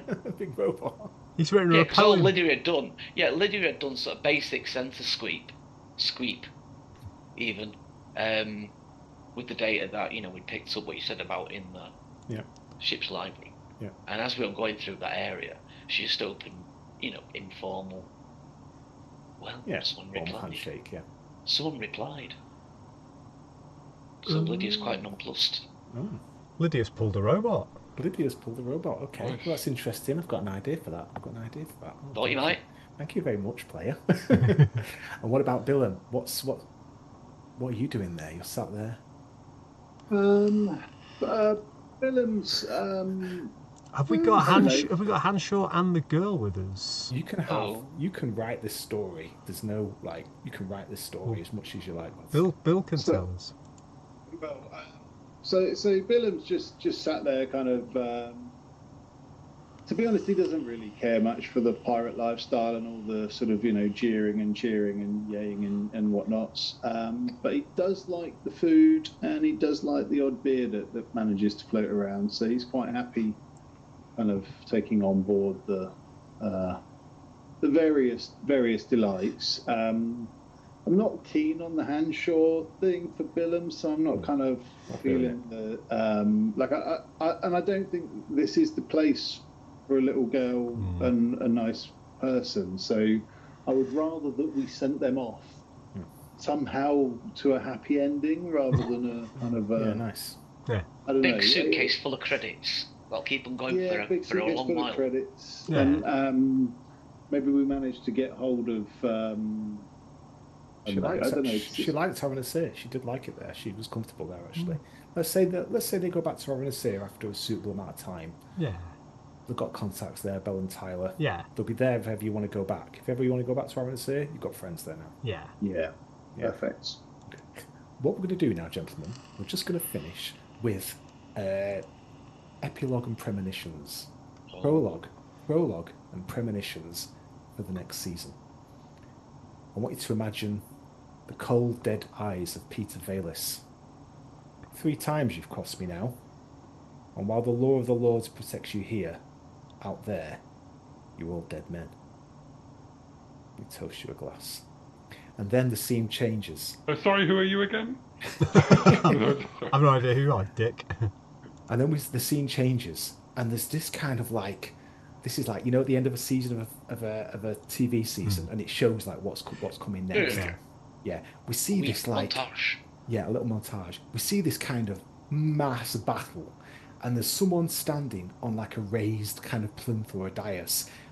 Is it one of you? It's hard to tell in the smoke. Please don't let it be Zim. Says, "What are you waiting for? You've got nothing to lose but your chains. Read 'em!" And overhead, there's kind of laser fire shooting, and there's lines of workers, lines of people charging these kind of troops. And then once again, the scene kind of shifts, and we see a mysterious frozen planet. And there are hundreds of Aslan fighter ships swirling around, and the scene goes down, and we see a camp of thousands of Hittite warriors. It's an Those young invasion. bucks, innit? It's an invasion force. Oh, And then finally, the scene changes again. It's another alien planet. There are huge Aslan warships with their sort of characteristic organic shapes sliding through space. And down on the planet, we see this apocalyptic scene of war, and there are shells as ruined cities, the smoke, explosions, and glittering laser fire.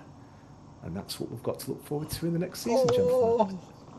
thank you, buddy. That was so Awesome, amazing. mate. Awesome. And we Some of that ended might back come in to pass. Teve. You are millionaires, you are rich, you are back in Teve. You can start to have a think about what you might want to spend your money on, and we can talk about the season as we All get manner of closer false to it. paperwork.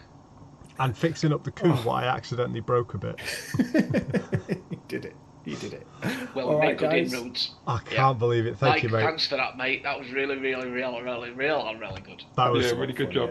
I'm Epic. sorry if it felt a bit rushed at the end, but I didn't want it to go to two No, sessions. it It was- felt like No. It was was- a perfect denouement. yeah, it was more of a kind of make the dice rolls based upon the events and the role playing and the things that you'd seen, and like just see what happens towards the And end. it was Right, lovely right, because right. we've been plotting this for so long now. Like the last 4 or 5 sessions have been very much plans, and it was like, no, we're going now. We're doing this, and it was Yeah. just wonderful. Thank you, buddy. Yes. I'm gonna put Iron Tooth's little speech in the chat so you can kind of have a little look at it, because I had a lot of fun writing that. That felt so epic to be recognised as kings. Your This is message the start of Dax's ultimate dream. there He's it sitting in the is. bar with the lords, and And his Zim's consultancy, his face is known. ideally. Yeah, it's I'm leaving no one behind. Got plenty of time to think about where you go to next, gentlemen. Amazing. I'm going to Alright. kill the recording. What a way Alright. to cap a season. That was amazing, Yeah, Mike. really Great Alright. job, buddy. Nice Yeah, one, okay. guys. Stuff. Thanks, Thanks, Mike. everyone. Take a breath Alright. out, mate. You've done it. Oh man, I'm done. You can just relax there and enjoy yourself. Yeah, get ready for Gothic Earth. Yeah. I